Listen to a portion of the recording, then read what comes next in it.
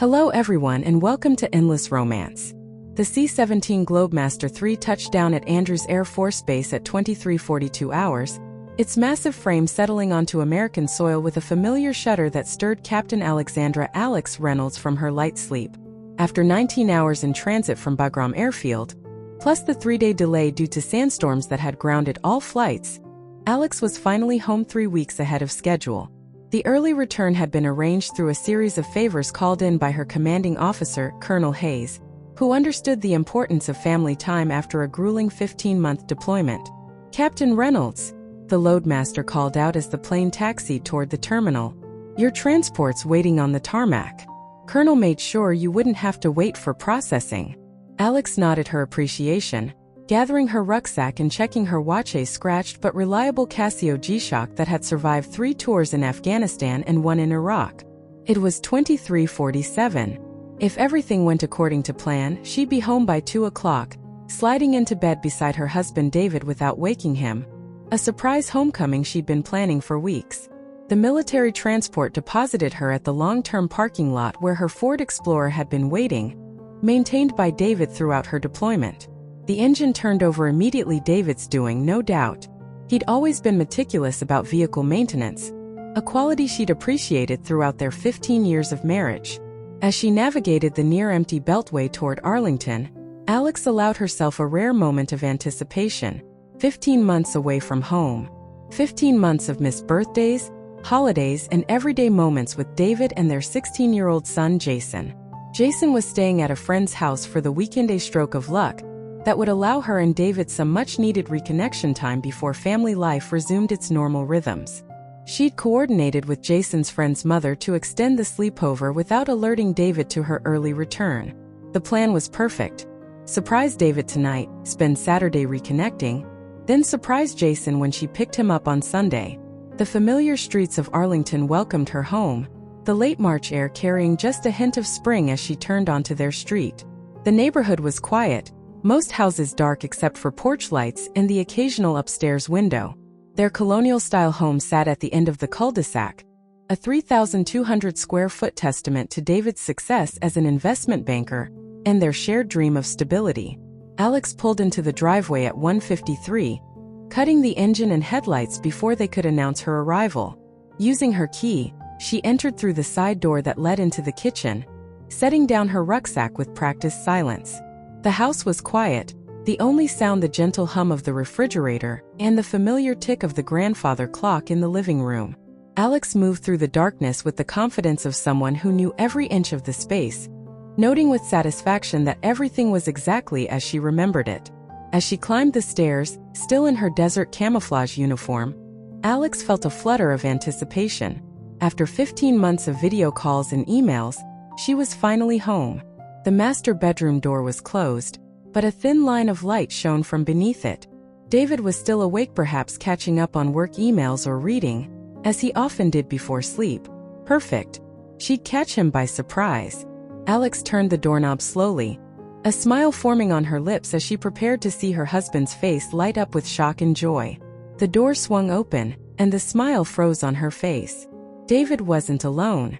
In the king-sized bed they'd purchased together after her second deployment, David was entangled with a woman, both of them naked and illuminated by the soft glow of the bedside lamp.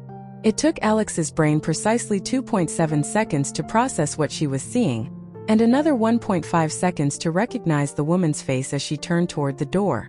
Jennifer, her younger sister. Time seemed to stretch and compress simultaneously. Alex stood motionless in the doorway, her body rigid as her training took over, suppressing the immediate emotional response and forcing her mind into tactical assessment mode. David scrambled to cover himself, his face cycling through shock, guilt, and fear in rapid succession. Jennifer, always the more brazen of the Carter sisters, merely pulled the sheet up to her chest, her expression a complex mixture of defiance and apprehension. "Alex," David gasped, his voice cracking. You're not supposed to be home for weeks." "Clearly," Alex replied, her voice steady despite the hurricane building inside her. She remained in the doorway, her posture military straight, eyes scanning the room with the detached precision she'd used to assess a compromised safe house. Jennifer spoke next, her voice carrying that familiar note of challenge that had characterized their relationship since childhood. "Alex, we need to talk about this like adults." A cold smile touched Alex's lips but didn't reach her eyes. "Adults? Is that what you call this?" She gestured toward the bed with a slight nod of her head, still not moving from her position. She glanced at her watch 02:17 a.m. The precise documentation of time was a habit ingrained by years of military reports. David was already reaching for his discarded boxer shorts, fumbling to put them on under the sheets. "Alex, honey, this isn't, it's not what it looks like, dash. At 2:17 in the morning in our bed with my sister?" Alex interrupted, her voice level. "I think it's exactly what it looks like, David." The silence that followed was deafening. Alex's mind was already categorizing and compartmentalizing, a skill honed through years of intelligence work. Primary threat assessment, secondary impacts, strategic response options. The emotional processing would come later when it was safe, when she was alone. "I'm going to go downstairs," she said finally, her voice level. "You have 10 minutes to get dressed and remove yourselves from my bedroom. Then we'll talk." Without waiting for a response, she turned and walked away, her footsteps measured and controlled on the stairs. In the kitchen, she moved on autopilot, filling the kettle and placing it on the stove. Coffee would be necessary. This would be a long night, and she needed to remain sharp. As the water heated, Alex leaned against the counter, her hands gripping the edge so tightly her knuckles turned white. It was the only outward sign of the turmoil within. 15 years of marriage. A son they'd raised together. Countless sacrifices made on both sides. And this was how David had honored their vows while she served her country. The kettle whistled, and Alex prepared her coffee with mechanical precision. 2 scoops of grounds, no sugar. A splash of the almond milk. She noted David still kept stock despite his preference for regular dairy. Some habits remained, even in the midst of betrayal. Upstairs, she could hear hurried movements, muffled voices, David and Jennifer scrambling to address the unexpected disruption to their evening. Alex took her coffee to the living room and settled into the armchair facing the stairs, her posture erect, her face composed. She placed her phone on the side table, screen up within easy reach. 8 minutes later, David appeared at the bottom of the stairs, hastily dressed in jeans and a rumpled button-down shirt. Jennifer followed close behind, wearing what Alex recognized as one of her own Northwestern University sweatshirts, a detail that sent a fresh wave of anger through her, carefully contained behind her impassive expression. "Alex," David began, his hands spread in a placating gesture. "I know how this must look, but dash." "Sit down," Alex interrupted, gesturing to the couch across from her. Her tone left no room for argument, and both David and Jennifer complied, sitting at opposite ends of the sofa like scolded children. "How long?" Alex asked, her gaze shifting between them. David glanced at Jennifer. A silent communication that didn't go unnoticed by Alex. Another data point cataloged. "It just happened," David offered weakly. "It didn't mean anything." 18 months, Jennifer said simultaneously, her chin lifting slightly in that familiar gesture of defiance. Alex nodded once, absorbing the information. 18 months. Which meant it had started shortly after she'd deployed for this last tour. While she was dodging mortar fire and coordinating intelligence operations in Afghanistan, her husband and sister had been betraying her in her own home. "I see," she said, taking a sip of her coffee. "And was this the first time in our bed? Or just the first time you got caught?" David flinched at the directness of the question. "Alex, please. We need to talk about this rationally. You've been gone for so long, and things have been difficult. Answer the question, David." Jennifer spoke instead, her voice carrying a hint of challenge. "It's not the first time we've been here. This is where David lives, after all." The casual cruelty of the statement hung in the air. Alex maintained her composure, though something shifted in her eyes, a coldness settling in that made David visibly uncomfortable. "I understand," Alex said finally. "And I assume you've been staying here regularly while I've been deployed? In my house, using my things." Jennifer had the grace to look slightly abashed, but quickly recovered. "Alex, you're barely here. You've spent more time in war zones than in this house over the past 5 years. What did you expect?" "Loyalty," Alex replied simply. From my husband and my sister. Apparently that was too much to ask. David leaned forward, his expression earnest. Alex, we never meant to hurt you. It just evolved.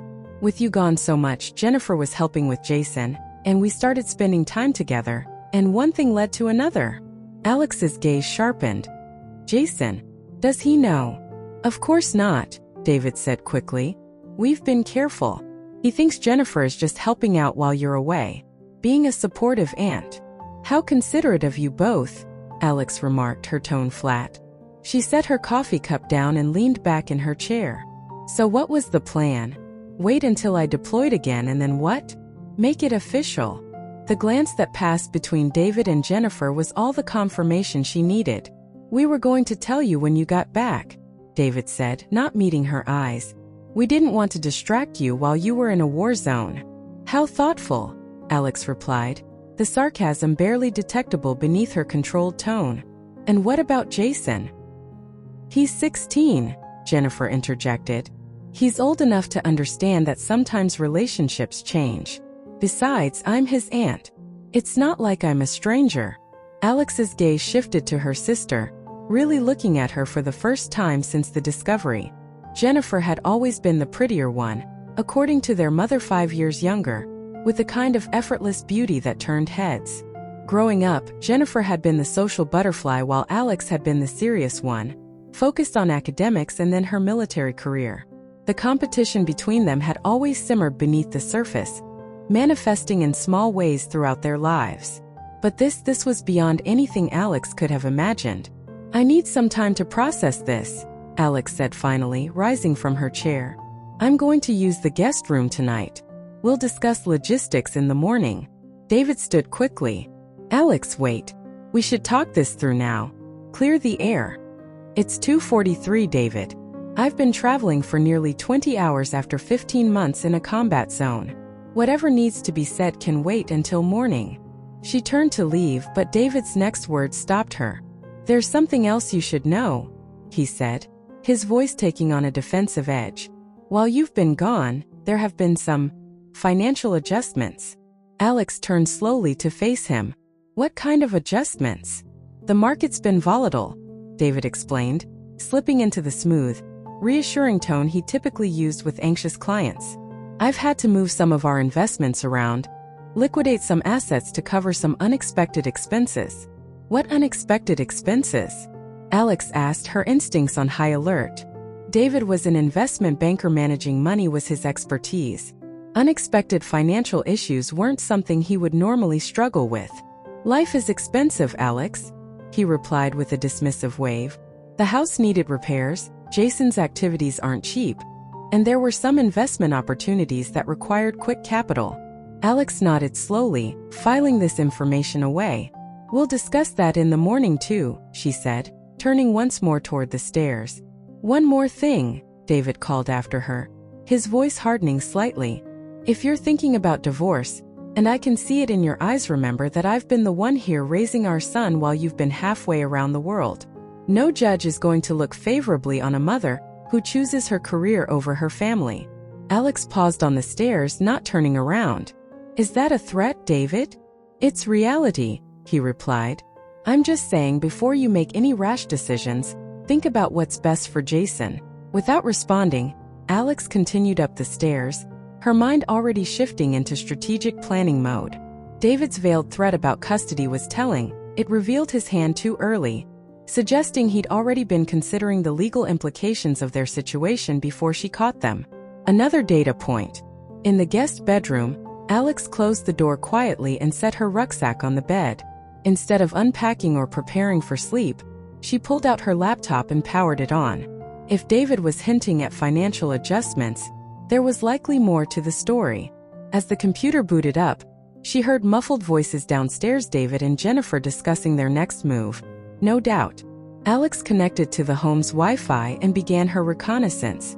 First, she accessed their joint bank accounts, quickly noting significantly lower balances than expected.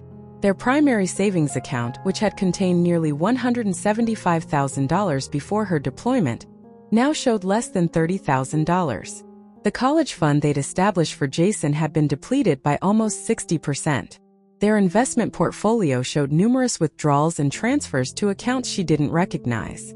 Working methodically, Alex documented everything, taking screenshots and downloading statements. Years of intelligence work had taught her the value of thorough documentation. She noted patterns in the withdrawals, regular transfers to an account labeled DR Consulting, which hadn't existed before her deployment. By 4:30, Alex had compiled enough information to confirm her suspicions. David had been systematically draining their accounts for months, but the amounts didn't align with household expenses or Jason's activities. There was something else happening, something David wasn't telling her. She closed her laptop and lay back on the bed, staring at the ceiling. The emotional impact of the night's discoveries hovered at the edges of her consciousness, but she kept it at bay, focusing instead on the tactical situation. She needed more information before she could formulate a response plan. And she needed allies. Alex reached for her phone and composed a text message to Diane Foster, her best friend since West Point and now a military lawyer with the JAG Corps. Back stateside early. Need to meet ASAP. Legal situation developing. She hesitated, then added, domestic, not military. Discretion appreciated. Diane's response came almost immediately, despite the early hour. My office 0900. I'll clear my schedule. With that piece in place, Alex allowed herself to close her eyes, though sleep remained elusive. In the quiet darkness of the guest room, she began mentally assembling her resources and planning her next moves. David had made a critical error in underestimating her, a mistake her adversaries in the field had often made as well, usually to their detriment. Morning arrived with the soft glow of dawn filtering through the guest room blinds. Alex had managed perhaps 2 hours of fitful sleep, but her mind was clear and focused as she rose and prepared for the day ahead. She showered in the guest bathroom, dressed in civilian clothes, jeans and a simple blue button-down that she'd left behind before deployment, and made her way downstairs at precisely 7 o'clock. The house was quiet. A note on the kitchen counter in David's handwriting informed her that he'd gone to the office to catch up on some work, and would return around noon to continue their discussion. No mention of Jennifer or where she might have gone. Alex crumpled the note and tossed it into the trash, then set about making coffee. With the house to herself, Alex took the opportunity to conduct a more thorough investigation. In David's home office, she found the filing cabinet unlocked, another sign of his complacency.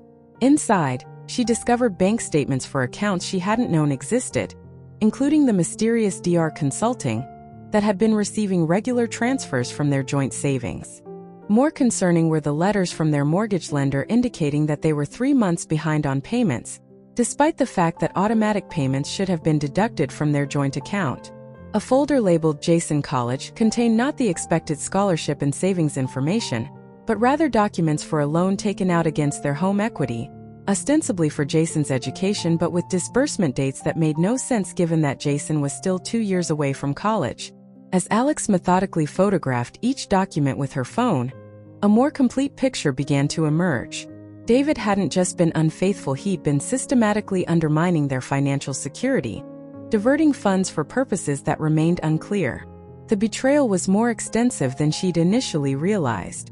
At 8:30, Alex left the house and drove to the JAG offices at Fort Myer, arriving 10 minutes before her scheduled meeting with Diane. The familiar military environment provided a welcome sense of structure and normalcy after the chaos of the past 12 hours. Diane Foster was waiting in her office, 2 cups of coffee already on her desk. At 44, Diane had the sharp eyes and no-nonsense demeanor that had made her one of the most respected lawyers in the JAG Corps. She'd been Alex's roommate at West Point, and they'd maintained their friendship through deployments, marriages, and career changes. "You look like hell," Diane said by way of greeting, gesturing for Alex to take a seat. "Nice to see you too," Alex replied, managing a small smile as she sat down. "So," Diane continued, sliding one of the coffee cups toward Alex, "what kind of domestic legal situation has you texting me at 0430 on the day you return from deployment?" Alex took a deep breath and laid out the events of the previous night in precise, almost clinical detail, finding David and Jennifer together, the subsequent confrontation, and the financial discoveries she'd made this morning. Throughout the recitation, she maintained the composed demeanor of an officer delivering a field report, though Diane, who knew her well, could surely see the controlled fury beneath the surface. When Alex finished, Diane was silent for a long moment, her expression grim. "Well," she said finally, "that's about 7 different kinds of fucked up." Alex nodded, taking a sip of her coffee. "I need to know where I stand legally, especially regarding Jason." Diane leaned back in her chair, her mind clearly shifting into professional gear. "David's threat about custody is bullshit, first of all. Your military service isn't grounds for denying custody, especially given Jason's age. At 16, the court would take his preferences into consideration, and I'm guessing he'd choose to stay with the parent who hasn't been lying to him."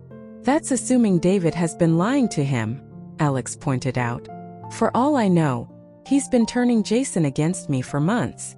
"Possible," Diane acknowledged, "but kids are perceptive, and from what you've told me about the financial situation, David's been engaged in what could potentially be construed as financial fraud or even embezzlement, depending on where that money's been going. That's not going to look good in family court." Alex nodded, processing this information. "What's my next move?" "Document everything," Diane advised. "Every account, every transaction, every communication. Virginia is an equitable distribution state, which means marital assets should be divided fairly. But if David has been hiding or misusing funds, that could impact the division. And given the circumstances with your sister, you might have grounds for alienation of affection, though that's harder to prove." "I'm less concerned about the money than I am about Jason," Alex said. "I need to make sure he's protected in all this." Diane's expression softened slightly. "I know, and the courts will prioritize his well-being too. But the financial aspect matters because it speaks to David's character and reliability as a parent. If he's been misappropriating family funds, that's relevant to custody determinations." Alex nodded again, her mind already formulating a plan. "I need more information about where the money's been going, and I need to understand what David's endgame is here." "I can recommend a good private investigator," Diane offered. "Someone discreet, with experience in these kinds of cases." "That would be helpful," Alex agreed. "But I also have some resources of my own I can tap into." Diane raised an eyebrow. "Military resources? Be careful there, Alex. You don't want to jeopardize your career over this." "Nothing official," Alex assured her. "Just some people who owe me favors. People with particular skill sets." A small smile crossed Diane's face. "You know, I almost feel sorry for David. He has no idea who he's up against." Alex didn't return the smile. "He's about to find out." As she left Diane's office with a list of recommendations and legal next steps, Alex's phone buzzed with a text message from David. "Coming home at noon. We need to talk about how to move forward. Jennifer will be joining us." Alex read the message twice, noting the presumptuous tone. David clearly believed he was in control of the situation, that she would simply accept his infidelity and whatever explanation he offered for the financial discrepancies. It was time to disabuse him of that notion. She typed a reply. "I'll be there. Come prepared to explain the DR consulting account and the missing $145,000 from our savings. Also, Jennifer needs to return my Northwestern sweatshirt. It's not hers to keep." There was a long pause before David's response appeared. "We can discuss the finances, but I think you're overreacting. It's just money management." Alex didn't bother responding. Instead, she made another call, this one to Master Sergeant Marcus Wilson, who had served in her unit during her second tour in Afghanistan. Marcus had retired 2 years ago, and now ran a private security consulting firm in Alexandria. If anyone could help her understand where the money had gone and what David was planning, it was Marcus and his network of former intelligence operatives. As she drove back toward Arlington, Alex allowed herself to feel, just for a moment, the full weight of the betrayal. The anger, the hurt, the sense of profound loss. She acknowledged each emotion, examined it, and then carefully compartmentalized it away. There would be time for processing later. Right now, she needed to be strategic. By the time she pulled into her driveway at 11:45, 15 minutes before David was due to arrive, Captain Alexandra Reynolds had transformed her personal crisis into an operational objective. She had identified the threats, assessed the battlefield, and begun mobilizing her resources. David and Jennifer had declared war on her family and financial security. They were about to discover that they had severely underestimated their opponent. Alex entered the house and went directly to the kitchen, where she began preparing a pot of coffee. As the coffee brewed, she took out her phone and sent a text to a number not in her contacts. Wilson, need your team for an op, personal not official. Financial trace and surveillance. My location 1400 today. The response came back almost immediately. Roger that, Captain. Team standing by. Alex pocketed her phone and poured herself a cup of coffee, then moved to the living room and took the same seat she had occupied during the previous night's confrontation. She placed her phone on the side table, screen up, the voice recorder app open and running. At precisely 12 o'clock, she heard the sound of a car pulling into the driveway, followed by the opening and closing of car doors. David and Jennifer were right on time. Alex took a sip of her coffee and straightened her posture, her expression neutral but alert. The stage was set. Act 1 was coming to a close, but the real battle was just beginning. The morning sun cast long shadows across the living room as Captain Alexandra Reynolds sat in the armchair, her posture military straight, waiting for David and Jennifer to arrive. She had spent the early hours reviewing the financial documents she discovered, organizing them meticulously on her laptop. The voice recorder app on her phone lay active on the side table, its red light blinking steadily. Alex checked her watch 11:58. David had always prided himself on punctuality, at least in business matters. At precisely 12 o'clock, she heard the crunch of tires on the driveway. 2 car doors slammed in quick succession. Alex took a deep breath, centering herself as she had done countless times before high-stakes operations in Afghanistan. This was just another battlefield, with different weapons but equally high stakes. The front door opened and David entered first, dressed in the Brooks Brothers suit she'd given him last Christmas. Jennifer followed, wearing a cream-colored dress that Alex recognized as one she'd complimented during their last family gathering before her deployment.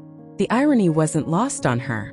Alex, David began, his voice adopting the smooth, conciliatory tone he used with difficult clients. I'm glad you're willing to talk this through. I think if we approach this rationally, we can find a solution that works for everyone. Alex gestured to the couch across from her. Please sit down. They settled onto the sofa, sitting closer than necessary, Alex noted, and she maintained her composed expression as the voice recorder continued to run. Before we begin, Alex said, her voice steady, I'd like to establish some facts. David, you and my sister have been involved in an affair for approximately 18 months, beginning shortly after I deployed.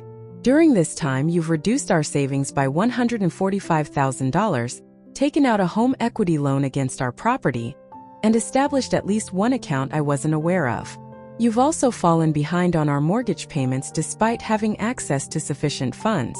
Are these facts in dispute? David's expression tightened. You've been going through my office. I've been examining our financial records, Alex corrected. Which, as your wife and co-owner of this house, I have every right to do. Are the facts I've stated accurate?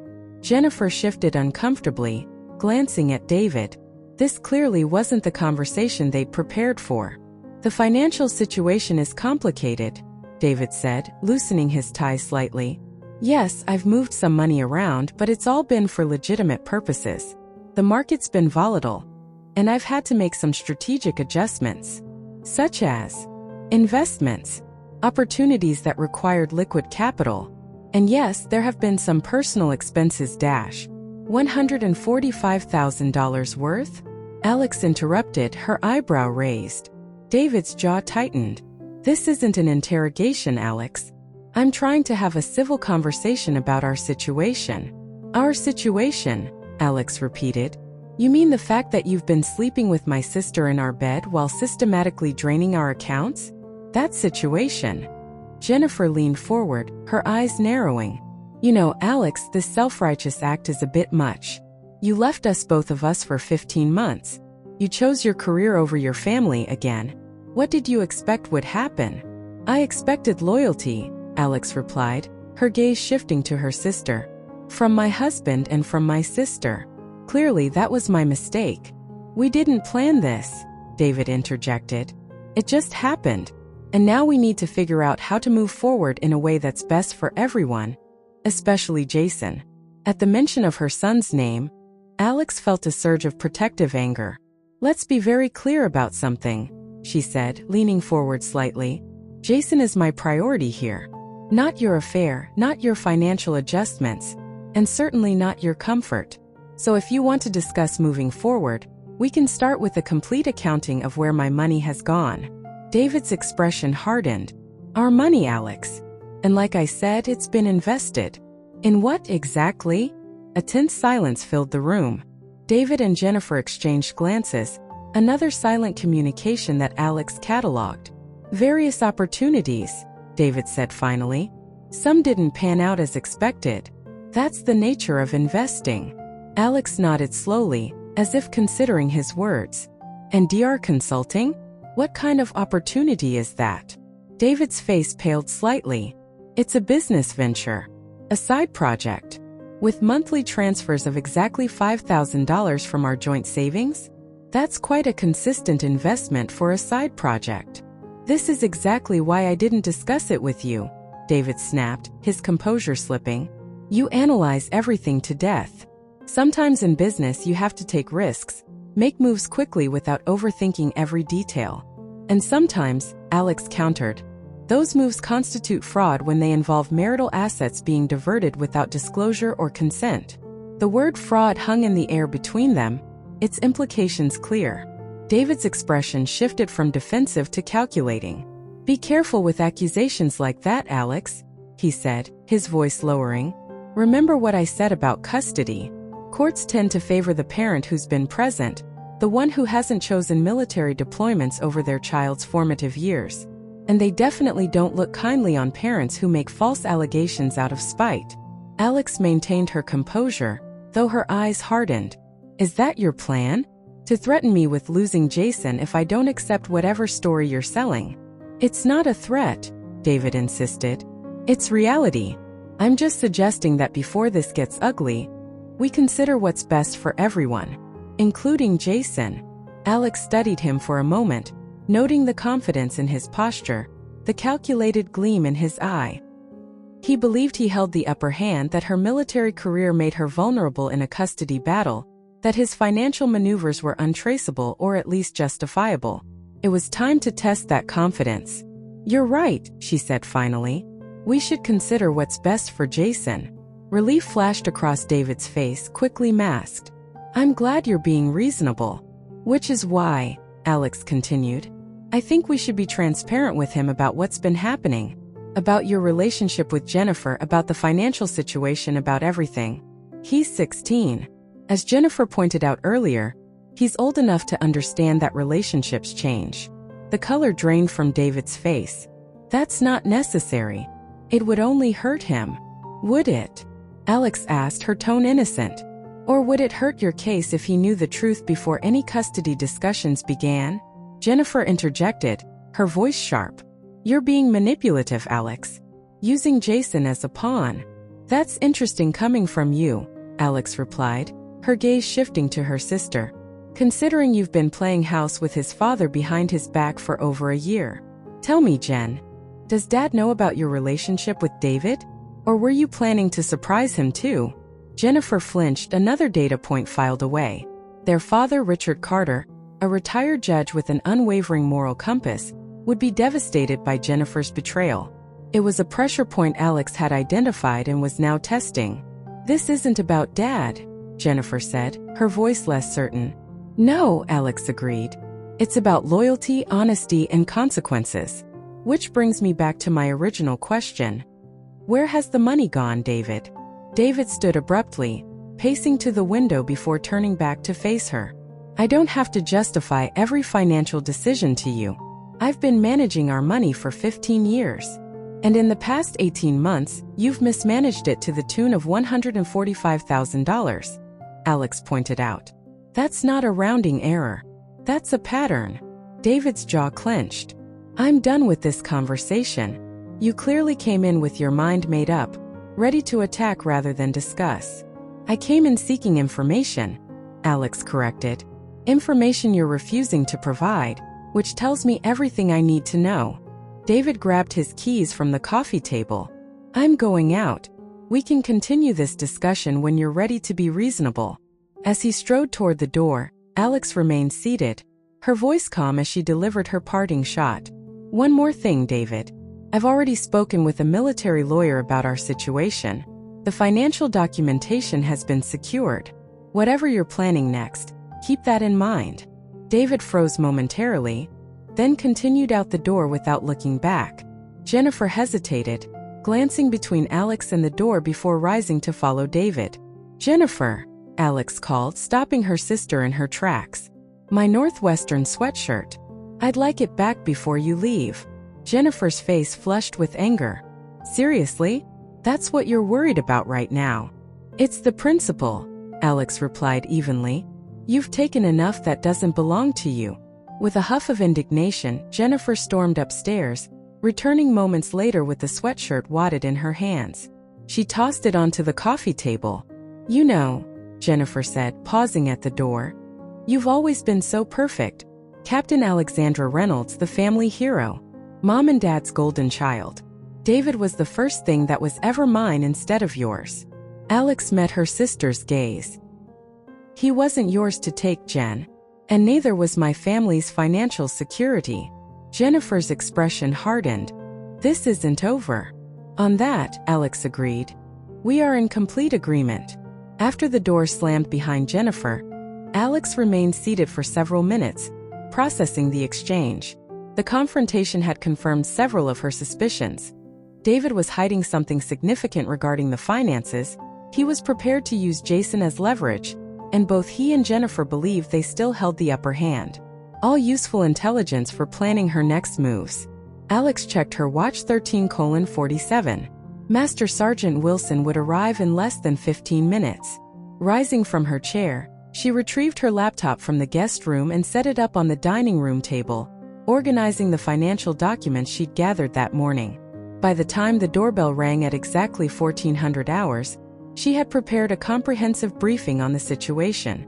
Marcus Wilson stood on her doorstep, his 6 feet 2 inches frame filling the entryway. At 48, the former Special Forces operator carried himself with the quiet confidence of a man who had seen the worst of humanity and survived. His salt and pepper hair was cropped close to his scalp, and the scar that ran along his left jawline was a reminder of the mission where he and Alex had first worked together. Captain, he greeted her with a nod. It's good to see you, Marcus, Alex replied, stepping aside to let him enter. Thank you for coming on such short notice. You said you needed help, he said simply, as if that explained everything. In their world it did. Alex led him to the dining room where her laptop and documents were arranged. I need information, surveillance, and strategic guidance, she explained, gesturing for him to take a seat. This isn't an official operation, and I understand if you want to walk away once you hear the details. Marcus settled into a chair, his expression serious. Let me be the judge of that. For the next 20 minutes, Alex briefed him on the situation, the affair, the financial discrepancies, David's veiled threats about custody, and her suspicions that something larger was at play. Marcus listened without interruption, occasionally jotting notes in a small black notebook he'd pulled from his pocket. The missing money is the key, Alex concluded. David's too smart to simply burn through that much cash without a purpose. I need to know where it's going and why. Marcus nodded, reviewing his notes. DR Consulting. Your husband's initials. David Reynolds, Alex confirmed. It's registered as an LLC in Virginia, established 14 months ago.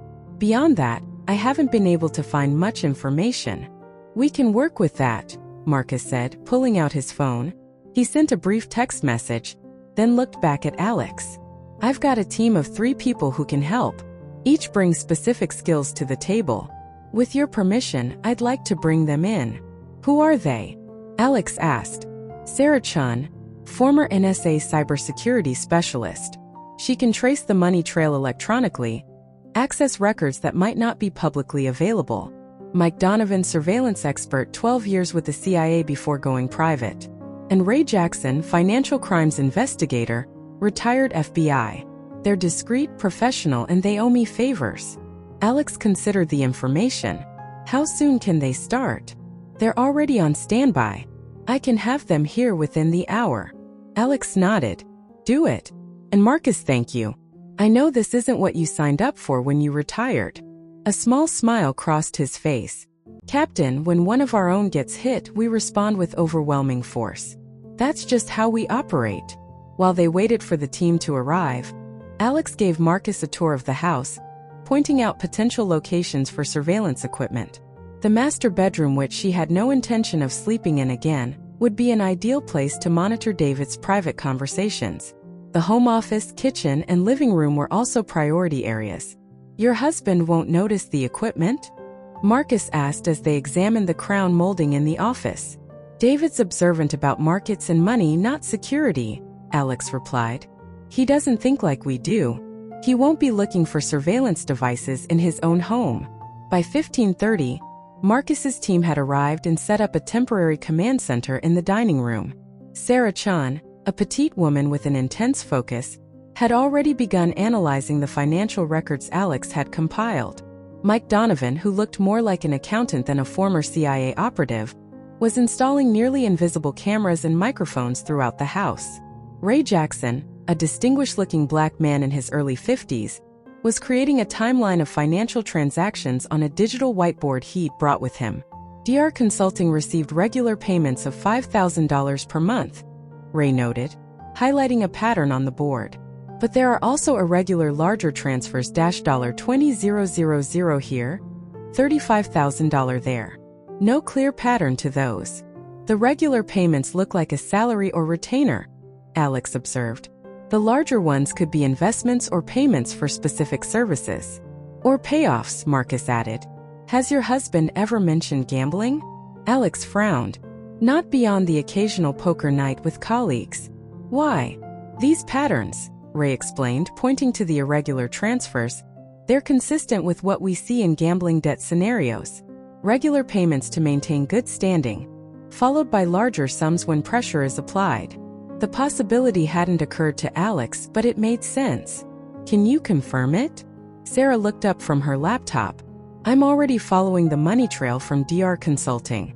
If it's going to bookies or loan sharks, we'll find it. What about Jennifer? Marcus asked. Is she involved in the financial side or just the affair? Unknown, Alex admitted. But she's been spending a lot of time here while I was deployed. She could have access to financial information, maybe even be helping David manage the accounts. Mike Donovan returned from installing the last of the surveillance equipment. All set, he reported. Audio and video covering all main areas of the house. Feed is encrypted and routed to our secure server. We can monitor remotely or set up a live feed here. Remote for now, Alex decided. I don't want equipment here that David might stumble across. Smart, Marcus agreed. We should also put physical surveillance on both David and your sister. Track their movements, see who they meet with. Alex nodded. Priority on David for now. Jennifer's a secondary target. I'll take the first shift on David, Mike volunteered. Where is he now? Unknown, Alex replied. He left approximately 90 minutes ago, driving his BMW 5 Series, Virginia license plate DRW 4729. He mentioned going to his office, but I doubt that's his actual destination given the confrontation we just had. Mike nodded, making a note of the vehicle details. I'll find him. As the team continued setting up their operation, Alex's phone buzzed with a text message from Diane Foster. Got the name of that PI I mentioned. Also, court records search came back. D filed for incorporation of DR Consulting 14 months ago. J listed as secretary/treasurer. Interesting, no? Alex's jaw tightened as she read the message. Jennifer wasn't just sleeping with David, she was actively involved in his financial schemes. Another layer of betrayal to process.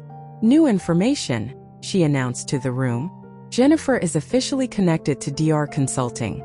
She's listed as secretary/treasurer on the incorporation documents. Sarah looked up from her computer. That tracks with what I'm seeing. There are two signatories on the DR Consulting account, D. Reynolds and J. Carter. So they're partners in every sense, Marcus observed. Which means Jennifer isn't just a pawn in David's game. Alex concluded. She's an active participant. Ray added this information to his timeline. This changes things. We're not just looking at a husband hiding assets from his wife. This is a coordinated effort between two people with intimate knowledge of your finances and personal life. Alex absorbed this, her tactical mind already adjusting to the new intelligence. We need to understand their endgame. What are they planning? Where is all this leading? Based on the financial movements, Ray said, studying his timeline, they appear to be liquidating assets and moving them into accounts that would be difficult to trace in a divorce proceeding. The classic hide the money strategy. But $145,000 is a lot to hide, Alex pointed out. Our total assets, including the house, investments, and retirement accounts, are worth approximately $1.2 million. Why risk everything over 12% of our net worth? Unless that's just the beginning, Marcus suggested. Or unless there's another motivation we're not seeing yet. Sarah's fingers flew across her keyboard. I'm following the money trail from DR Consulting now. The payments are going to multiple destinations, some to standard business expenses, office space, utilities, but the largest portions are going to an account under the name Meridian Holdings at First Virginia Bank. Meridian, Alex repeated. David works at Meridian Financial Group. This could be a company account. Or, Ray interjected, it could be a shell company using a similar name to disguise the connection. Classic misdirection technique. Sarah continued typing. Meridian Holdings was established 12 months ago. Registered agent is... Interesting. Thomas Blackwood. That name mean anything to you, Captain? Alex frowned. No, should it? Probably not, Sarah replied. Because he doesn't exist. It's a fake identity. The SSN listed on the registration belongs to a man who died in 1994. The room fell silent as the implications sank in. This wasn't just a husband hiding assets from his wife. This was something more sophisticated, possibly illegal. We need to dig deeper into Meridian Holdings, Alex decided. And we need to understand David's connection to this Thomas Blackwood identity. I've got something, Mike announced, looking up from his phone. Just got a hit on your husband's car. It's parked outside the Capitol Grill in Tyson's Corner. He's having lunch with a man matching the description of his boss, Edward Keller, CEO of Meridian Financial. Alex processed this information. That's not unusual. They have lunch regularly. What is unusual, Mike continued, is that your sister just arrived at the same restaurant. She's joining them. Alex's eyes narrowed. Get photos if you can. I want to see who else might be at that table. As Mike left to conduct surveillance, Sarah continued her digital investigation.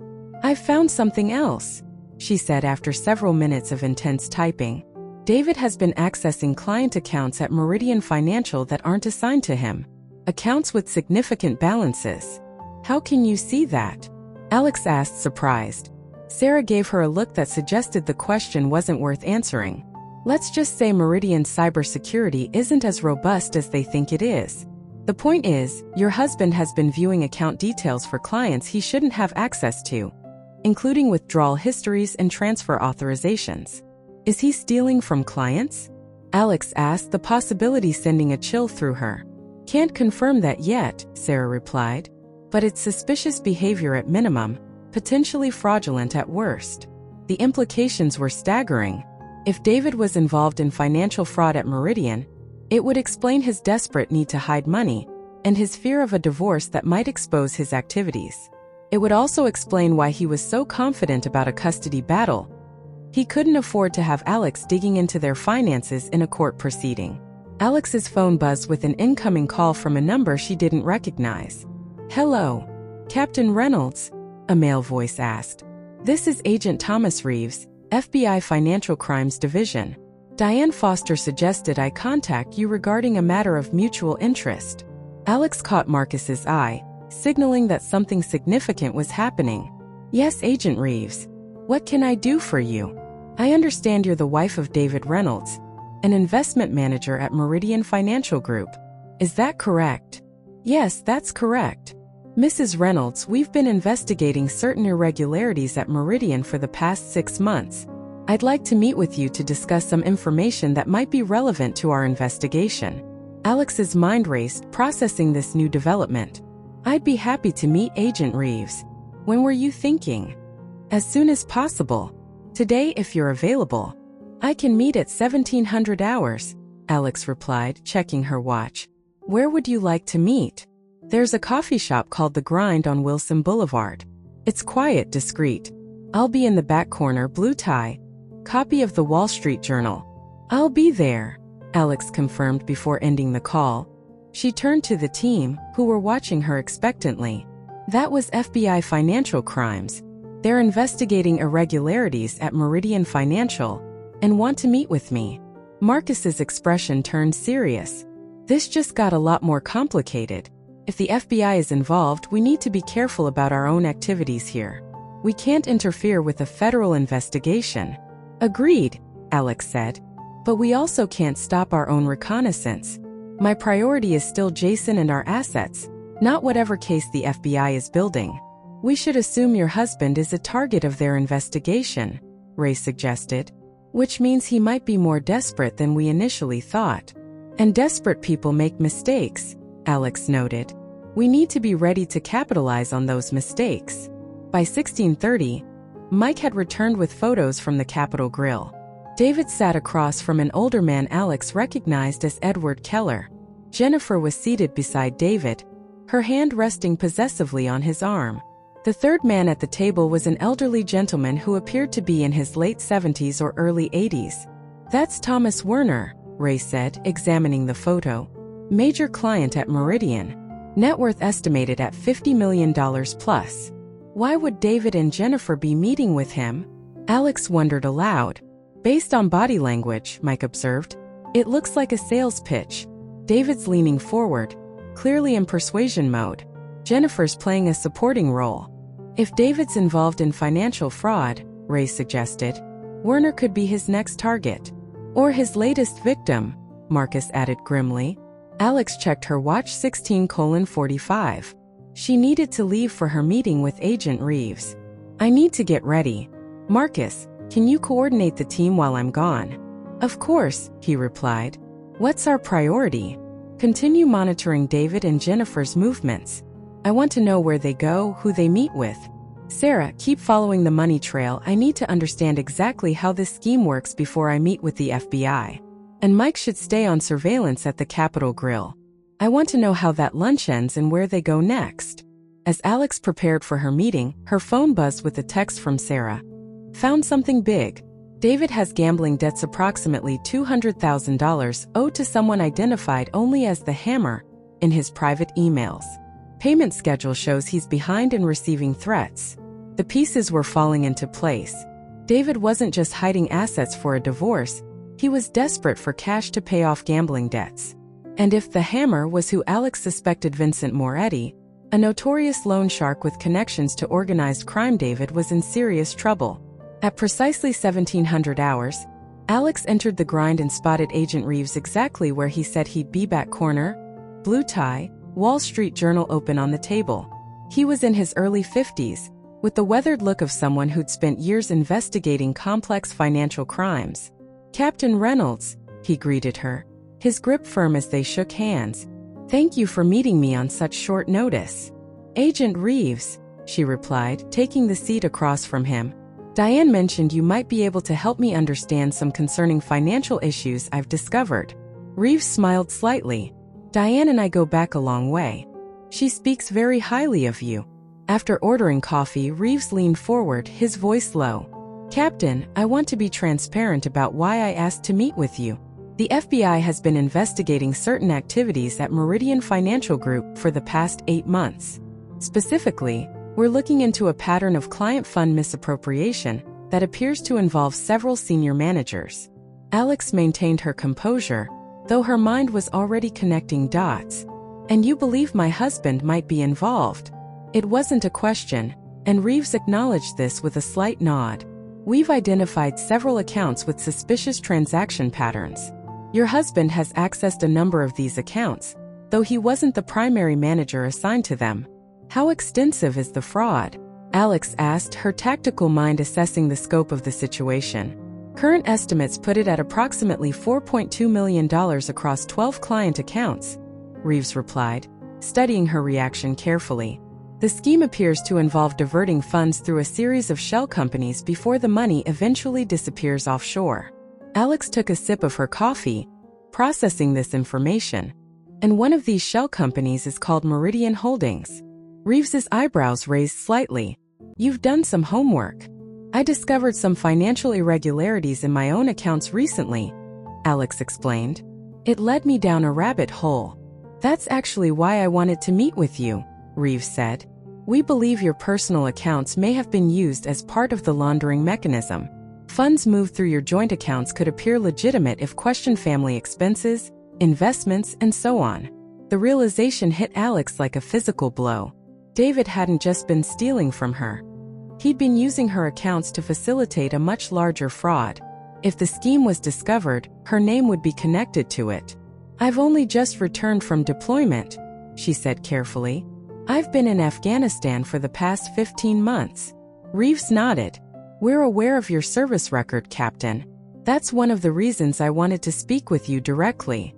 Your absence during the period when most of these transactions occurred makes it unlikely you were knowingly involved. But my name is on those accounts, Alex pointed out. If charges are filed, I could still be implicated.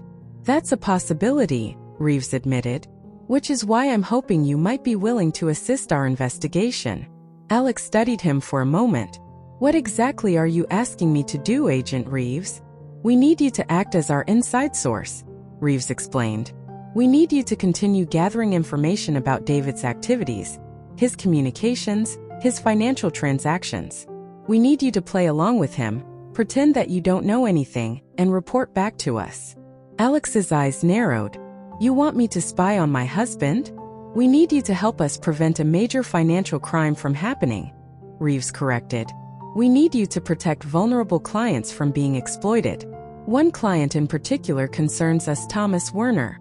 Werner? Alex asked, recalling the elderly gentleman from Mike's surveillance photos at the Capitol Grill. Thomas Werner, 81 years old, widowed 3 years ago. Net worth approximately $50 million. Reeves confirmed. Based on our intelligence, he appears to be their next target. Due to his age and potential cognitive vulnerabilities, he's particularly susceptible to financial exploitation. Alex nodded, her jaw tightening. The thought of David and Jennifer targeting an elderly man added another layer of disgust to their betrayal. There's another complication, she said finally. My sister, Jennifer Carter, appears to be involved as well. She's listed as secretary/treasurer of DR Consulting, one of the companies receiving funds from our joint accounts. Reeves made a note in a small black notebook. That's valuable information, Captain.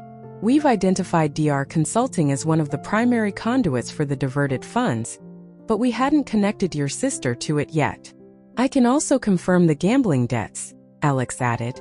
David owes approximately $200,000 to someone identified only as the Hammer in his communications. Reeves's expression sharpened. Vincent Moretti.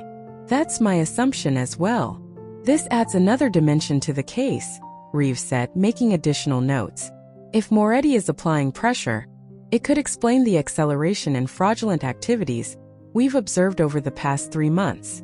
People in his position typically follow one of two paths. They either try to win back what they've lost through increasingly risky behavior, or they plan an exit strategy. Disappear with whatever funds they can gather. Based on what I've discovered, Alex said, I believe he's planning the latter. He's been liquidating assets, moving funds into accounts that would be difficult to trace. With your sister's assistance, Reeves added. Yes. Alex considered the FBI agent's request. The military officer in her recognized the strategic value of her position, but the mother in her worried about the implications for Jason. I'll help you, Agent Reeves, she said finally. But I have conditions. I'm listening. First, I need formal acknowledgement that I'm cooperating as a witness, not a suspect. Second, I need to ensure that whatever happens, my son Jason is protected both financially and emotionally. And third, I need to know that my assistance won't be disclosed to anyone, including other agents, until absolutely necessary. My husband has connections, and I can't risk him finding out I'm working with you. Reeves considered her terms. The first two conditions are easily met. The third is more complicated, but I can limit knowledge of your cooperation to my immediate team. Would that be acceptable? It would, Alex confirmed. We can provide you with technical assistance, surveillance equipment, and legal protection, Reeves added. We can also offer you guidance on how to handle David and Jennifer, what to say, what not to say. Think of it as a mission, Captain. One that requires discretion, intelligence, and courage. The appeal to her sense of duty struck a chord. She'd spent 20 years serving her country, protecting its citizens from foreign threats. Now she was being asked to protect American citizens from a domestic threat, a threat that happened to be her own husband. One more thing, Reeves said. If your husband is planning to run, he'll need identification passports, driver's licenses, credit cards, and different names. Keep an eye out for any documentation like that. It could be crucial evidence. After exchanging contact information and establishing protocols for their continued communication, Alex prepared to leave. As she stood, Reeves offered a final warning. Captain, I've worked financial crimes for 22 years. I've seen what happens when people like your husband get backed into a corner. Be careful. He may not have your military training, but desperate people are unpredictable. I understand the risks, Alex assured him. I've faced worse odds. With that warning in mind, Alex left the coffee shop and headed back to her house, where Marcus and his team would be waiting for updates. The pieces of the puzzle were coming together, revealing a picture far more complex and dangerous than she had initially imagined. As she drove, Alex's phone buzzed with a text from Mike. Meeting at Capitol Grill ended. D&J left with Werner, following them to Meridian Financial offices now. Followed quickly by another text from Sarah. Found emails between D&J discussing exit strategy and clean documentation. References to Cayman Islands and starting fresh where no one can find us. Timeline indicates plan set for next week. Alex's hands tightened on the steering wheel. David and Jennifer weren't just hiding assets or running a financial scam, they were planning to disappear entirely, likely with millions in stolen client funds. And based on Sarah's intelligence, they planned to do it within days. When Alex arrived home, she found Marcus and his team gathered around the dining room table, which had been transformed into an intelligence hub. Multiple laptops displayed various data streams, while Ray's timeline had expanded to cover the entire wall. We've got movement, Marcus reported as she entered. David and Jennifer took the Werner client to Meridian's offices after lunch. Based on the surveillance photos Mike sent, they appear to be pitching him on some kind of investment opportunity. More likely trying to gain access to his accounts, Ray suggested. If they're planning to run, they'll want to secure as much capital as possible before they go.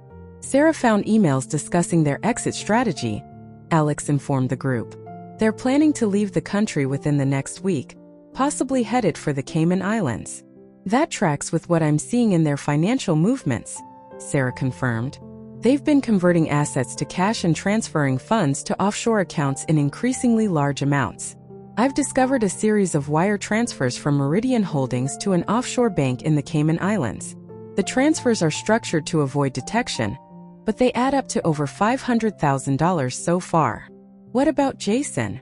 Alex asked, the concern for her son evident in her voice. Have they mentioned him in any of these plans? Sarah shook her head. No references to Jason in any of the emails I found. It appears they're planning to leave without him. The revelation sent a wave of both relief and anger through Alex. Relief that they weren't planning to take her son, but fury that David would abandon his own child without a second thought. I met with Agent Reeves, Alex said, bringing the team up to speed on the FBI investigation. Meridian Financial is under investigation for client fund misappropriation. David is a key suspect, and they believe our personal accounts have been used to launder some of the stolen funds. That complicates things, Marcus observed. If the FBI is building a case, we need to be careful not to interfere with their investigation. Reeves asked for my cooperation, Alex explained. I've agreed to provide information, but I've made it clear that my priority is protecting Jason and securing our legitimate assets. Speaking of assets, Ray interjected, I've been analyzing your financial position. Based on the transactions we've tracked, David has diverted approximately $145,000 from your joint accounts. Plus, he's taken out a home equity loan for $120,000 against your property. The mortgage is 3 months behind, and there are indications he's planning to max out your joint credit cards before disappearing. Can we secure what's left? Alex asked. Some of it, Ray confirmed. I'd recommend immediately transferring your military pension to a new account in your name only. We should also freeze the joint credit cards and establish a separate account for your personal expenses going forward. Do it, Alex authorized. But keep the joint checking account active with a small balance. I don't want David to realize we're onto his plans yet. While Ray began making the necessary financial arrangements, Mike's surveillance updates continued to arrive. David and Jennifer had spent 2 hours at Meridian's offices with the Werner client, then driven him back to his hotel. They were now at Jennifer's apartment, presumably continuing to plan their escape. We need to install surveillance at Jennifer's place, Alex decided. If they're discussing their plans there, we need to hear what they're saying. I can handle that, Mike offered. Her apartment building has minimal security. I can be in and out in 30 minutes. As Mike left to set up the additional surveillance, Sarah continued monitoring the digital trail, focusing on travel arrangements and documentation. They've been researching private charter flights to Georgetown, Grand Cayman, she reported. No bookings yet, but they've been in contact with 3 different charter companies requesting quotes. What about identification? Alex asked, remembering Reeves's warning about false documentation. Nothing concrete yet, Sarah replied. But there are references in their emails to a contact named Sullivan who can provide clean papers. Based on the context, they're expecting delivery soon. By 2000 hours, the team had established a comprehensive surveillance network, covering both the house and Jennifer's apartment. Financial safeguards were in place to protect what remained of Alex's assets, and Sarah had created alerts that would notify them of any significant financial movements or travel bookings. What's our next move? Marcus asked as they reviewed their progress. Alex studied the timeline Ray had created, her eyes focused on the patterns emerging from their reconnaissance. We've gathered intelligence and secured what assets we can. Now we need to set a trap. What kind of trap? Ray asked. One that plays to David's weaknesses, Alex replied. His gambling problem, his arrogance, and his belief that I'm too distracted by the betrayal to notice what he's really doing. She turned to Sarah. Can you create a digital trail that would make it appear I'm focused solely on the affair and divorce proceedings? Email searches for divorce lawyers, custody information, that sort of thing. Sarah nodded. Easily. I can make it look like you've been researching divorce logistics, rather than financial fraud. Good. I want David to believe I'm emotionally compromised, focused on the personal betrayal rather than the money. It will make him careless. And Jennifer? Marcus asked. My sister has always been competitive with me, Alex explained. She wants what I have, my husband, my life. Let's make her think she's winning. I'll move out of the house temporarily, stay at a hotel. Make it look like I'm retreating, licking my wounds, while actually monitoring their every move, Marcus concluded with a slight smile. Classic misdirection. Exactly, Alex confirmed. They think they're 3 steps ahead of me. I want them to keep thinking that right up until the moment the trap closes. As the team finalized the details of their strategy, Alex's phone buzzed with a text from Mike. Surveillance installed at Jay's apartment. They're discussing final preparations now. Audio feed coming through clearly. Moments later, Sarah's laptop pinged with an incoming audio feed. She quickly connected it to speakers so everyone could listen. David's voice came through first, tense and urgent. We need to accelerate the timeline. Alex is back early, and she's already asking questions about the accounts. Relax, Jennifer replied, her tone dismissive. She just got back from a war zone. She's disoriented, emotional about catching us together. By the time she figures out what's really happening, we'll be long gone. You don't know her like I do, David countered. She's methodical, observant. If she starts digging into the finances, then distract her, Jennifer interrupted. Use Jason. Threaten to fight for custody. That'll keep her focused on the divorce, not the money. And what about Moretti? David asked, his voice dropping. He's expecting another payment by Friday. I'm already behind, and he's not the patient type. That's why we need to close the Werner account, Jennifer insisted. One more big score, then we transfer everything offshore and disappear. Moretti will never find us in the Caymans. Sullivan said the documentation will be ready tomorrow, David said. New passports, driver's licenses, credit cards, everything we need for our new identities. Once we have those, we can book the charter flight. Perfect, Jennifer replied, satisfaction evident in her voice. By this time next week, we'll be sitting on a beach, millionaires with new identities and a fresh start. No more Alex, no more debts, no more problems. What about Jason? David asked, his tone hesitant. There was a pause before Jennifer responded, her voice hardening.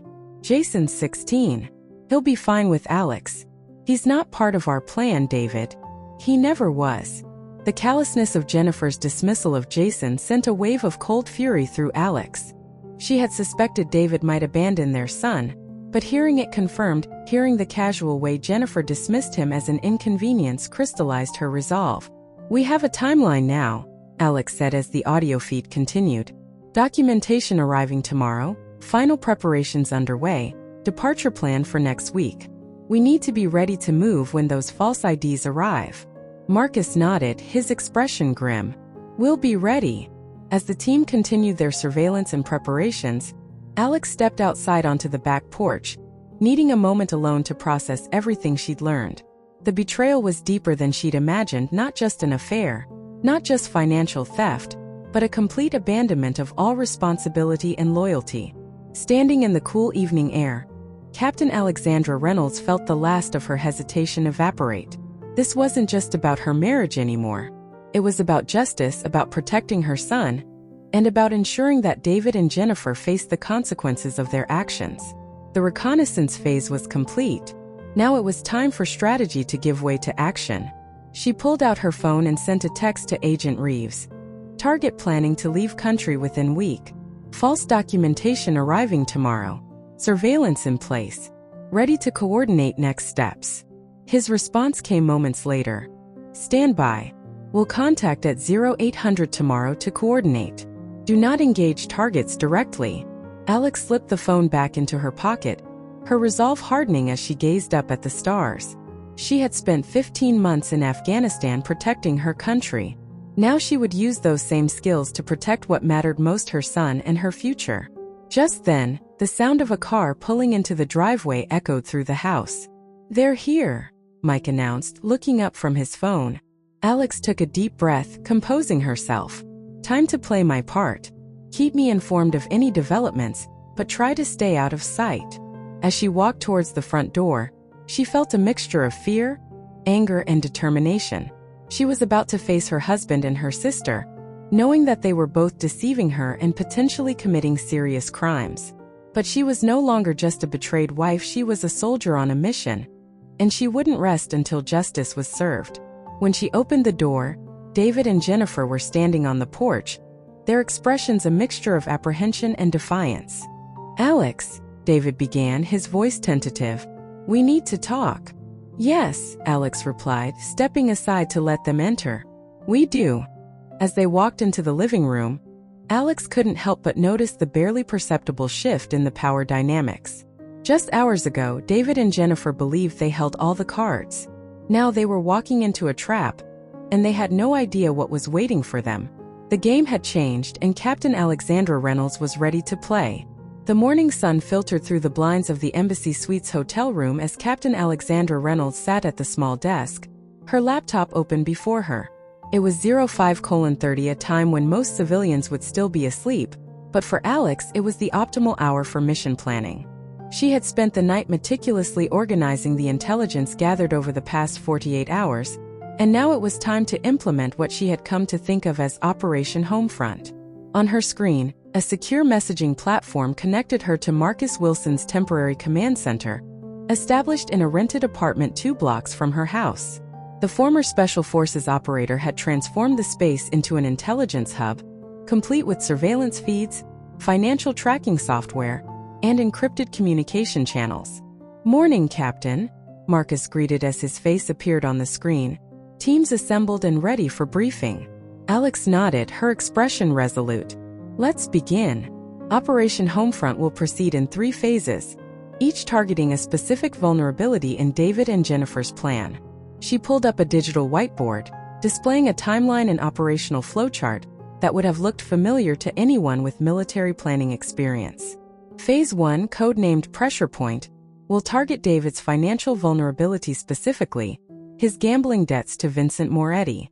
Phase 2, Corporate Exposure, will compromise his professional standing at Meridian Financial. Phase 3, Paternal Revelation, will involve my father witnessing their betrayal firsthand.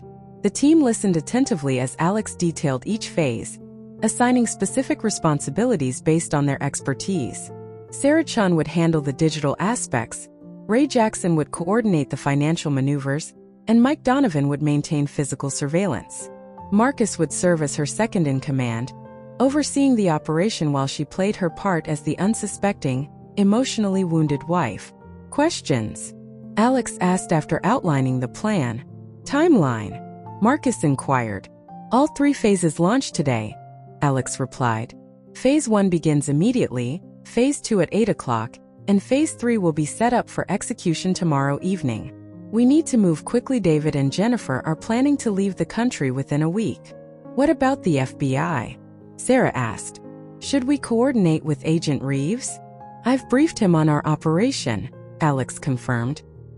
He's prepared to move when we have sufficient evidence, but his priority is building a case against the larger financial fraud at Meridian. Our priority is ensuring David and Jennifer face consequences for their actions and protecting my assets and my son. With the briefing complete, Alex ended the call and moved to the hotel window, gazing out at the Arlington skyline. The tactical part of her mind was fully engaged, analyzing potential outcomes and contingencies, but she couldn't entirely suppress the emotional undercurrent. This wasn't just another mission, it was personal, with stakes higher than any operation she'd run in Afghanistan. At precisely 7 o'clock, Alex initiated Phase 1. Using a secure connection and a throwaway email account Sarah had established, she composed a message to Vincent Moretti, the loan shark to whom David owed $200,000. To the hammer at securemail.com. Subject: Your investment at risk. Asterisk: Your client David Reynolds, Meridian Financial, plans to flee the country on Tuesday. Private charter to Grand Cayman. False documentation already secured. Transferring remaining assets offshore today. $200,000 debt to you will remain unpaid. Asterisk: A concerned party. Alex reviewed the message carefully before sending it. The language was deliberately vague yet specific enough to be credible. No details that couldn't be independently verified, nothing that could be traced back to her. Just enough information to alert Moretti that his investment was at risk. Phase 1 initiated, she reported to Marcus via secure text. Now we wait. While waiting for Moretti's inevitable response, Alex turned her attention to Phase 2. She had spent the early morning hours compiling a comprehensive report on David's financial activities, including unauthorized access to client accounts, suspicious transfers, and the shell companies he had established to hide the money. The report was factual, detailed, and damning precisely the kind of information that would trigger immediate action from Meridian Financial's compliance department. At 8 o'clock sharp, Alex sent the report to Elizabeth Thompson, head of compliance at Meridian Financial, to ithompson@meridianfinancial.com. Subject: Urgent potential fraud alert. Ms. Thompson, the attached report details suspicious activities involving Meridian client accounts accessed by David Reynolds. Evidence suggests unauthorized transfers to shell companies including Meridian Holdings and DR Consulting. As a former military intelligence officer with financial fraud investigation experience, I felt compelled to bring this to your attention. Client Thomas Werner appears to be the latest target. I am available to discuss this matter further at your convenience. Alexandra Reynolds, Captain U.S. Army Intelligence, active duty. Alex included her military title deliberately. It lent credibility to her report while explaining her analytical approach to the evidence. She didn't mention her relationship to David. That would come out eventually, But for now, she wanted the evidence to stand on its own merits. By 9:30, Alex received confirmation that both Phase 1 and Phase 2 were showing initial results. Mike reported that David had received 3 calls in rapid succession, one from an unlisted number, likely more Eddie, one from Edward Keller at Meridian, and one from Jennifer. His body language during each call had grown increasingly agitated, culminating in him throwing his phone across the room after the 3rd call. "He's rattled," Mike reported, pacing, sweating, making more calls. "Jennifer's on her way over now." Alex allowed herself a moment of grim satisfaction before focusing on Phase 3. This would be the most personally challenging aspect of the operation, involving her father, retired Judge Richard Carter. Richard had always been proud of both his daughters, though he had a special bond with Alex, whose military career reminded him of his own father's service in Korea. The revelation of Jennifer's betrayal would devastate him, but it was necessary both for the operation and for Richard himself, who deserved to know the truth. Alex dialed her father's number, steeling herself for the conversation ahead. "Alex," he answered on the 2nd ring, his voice warm but concerned. "I've been worried. Are you all right? Jason mentioned you're staying at a hotel." "I'm managing, Dad," she replied carefully, "but I need to see you. There's something important we need to discuss. Can you meet me for lunch today?" "Of course," he agreed immediately. "The usual place?" "Noon." "Perfect," Alex confirmed. "And Dad? This is going to be difficult, but I need you to trust me." After ending the call, Alex turned her attention back to the ongoing operation. Sarah reported that David had attempted to access his accounts at Meridian Financial remotely, but found his credentials revoked, a clear sign that the compliance department had taken her report seriously. "He's panicking," Sarah noted, making multiple attempts to override the security protocols. "He just called Edward Keller again, but Keller isn't answering." "What about Jennifer?" Alex asked. "She arrived at the house 10 minutes ago," Mike reported. "They're arguing in the kitchen. David's accusing her of being careless with their communications. Jennifer's blaming him for taking unnecessary risks with the client accounts." Alex nodded, unsurprised by their mutual recriminations. Under pressure, even the strongest alliances could fracture a principle she had observed repeatedly in combat situations. At 11:45, Alex arrived at Carlisle's, an upscale bistro in McLean where she and her father had shared lunch at least once a month throughout her adult life. Richard was already seated at their usual table by the window, his silver hair and impeccable posture making him easy to spot among the lunchtime crowd. "Dad," she greeted him, accepting his warm embrace before taking her seat. "You look tired," he observed, his judicial perception still sharp at 65. "What's going on, Alex? Is this about David? Jason mentioned there was some tension at home." Alex took a deep breath, meeting her father's concerned gaze directly. "Dad, what I'm about to tell you is going to be painful, but you need to hear it from me first." For the next 30 minutes, Alex outlined the situation, the affair, the financial fraud, David and Jennifer's plan to flee the country with millions in stolen funds. She presented the facts methodically, the way she would brief a superior officer, but couldn't entirely keep the hurt from her voice when describing the moment she had discovered them together.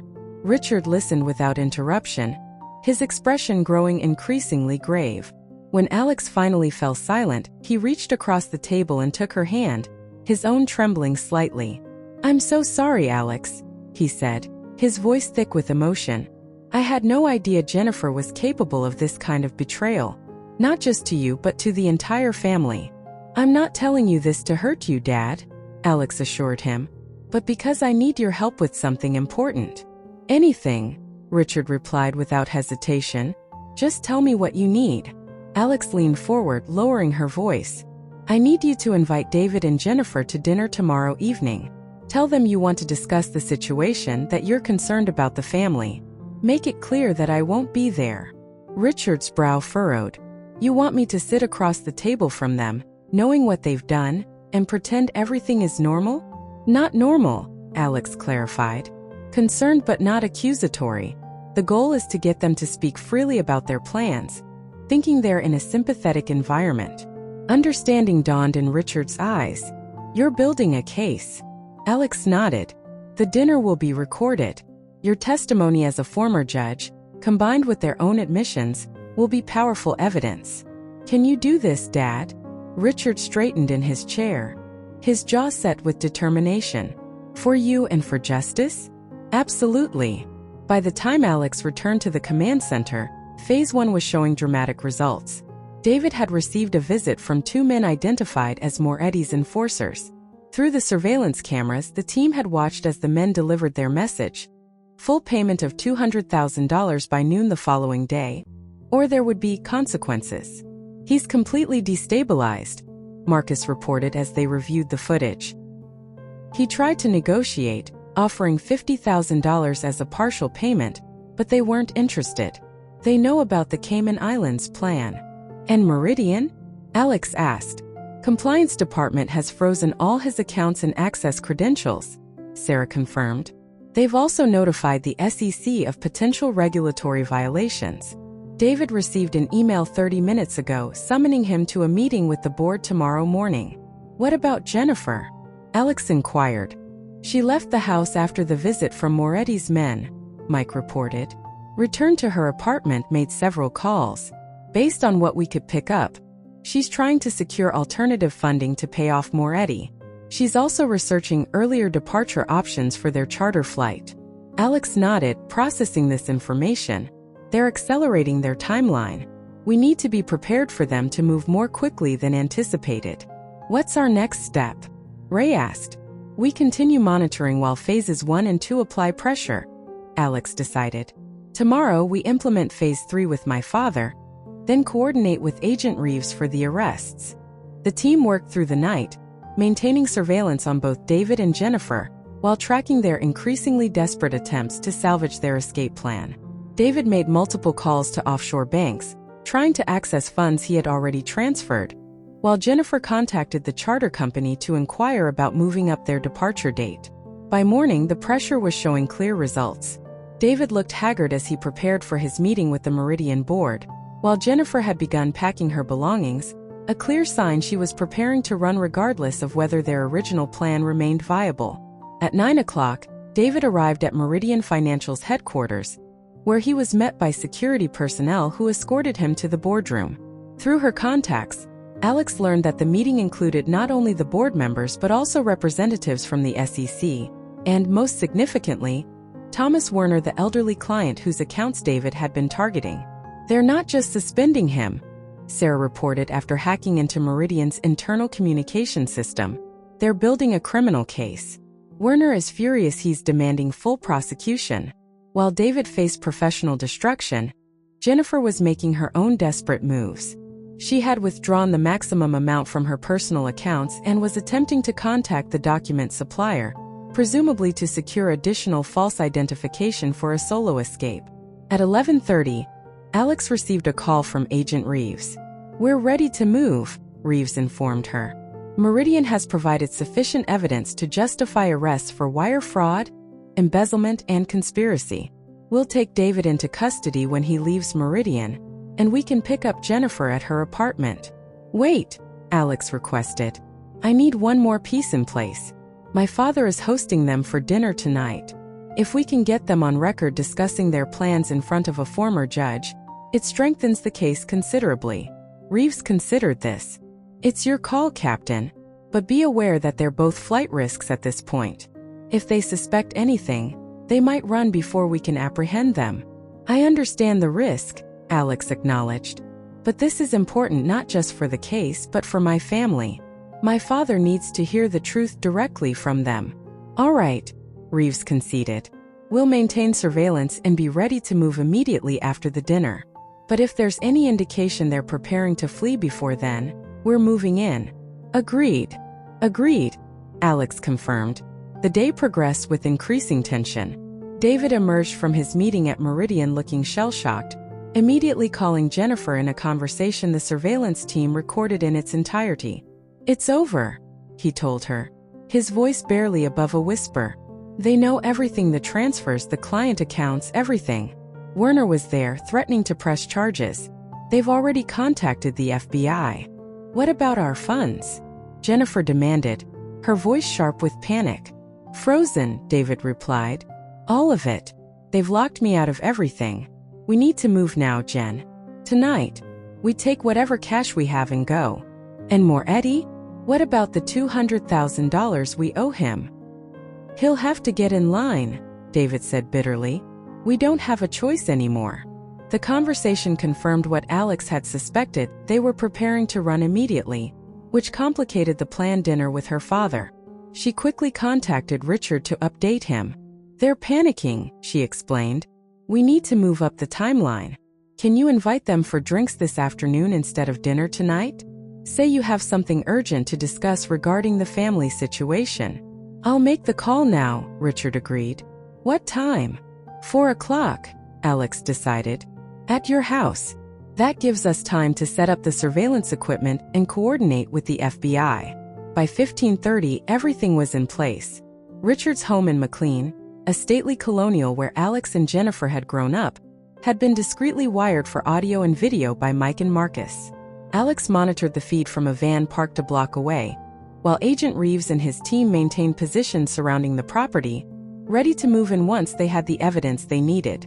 At precisely 1600 hours, David and Jennifer arrived, both looking tense but making efforts to appear composed as Richard welcomed them into his home. Alex watched on the monitor as her father offered them drinks, his manner cordial but reserved. Thank you both for coming on such short notice, Richard began, taking a seat across from them in the living room. I wanted to discuss the situation with Alex.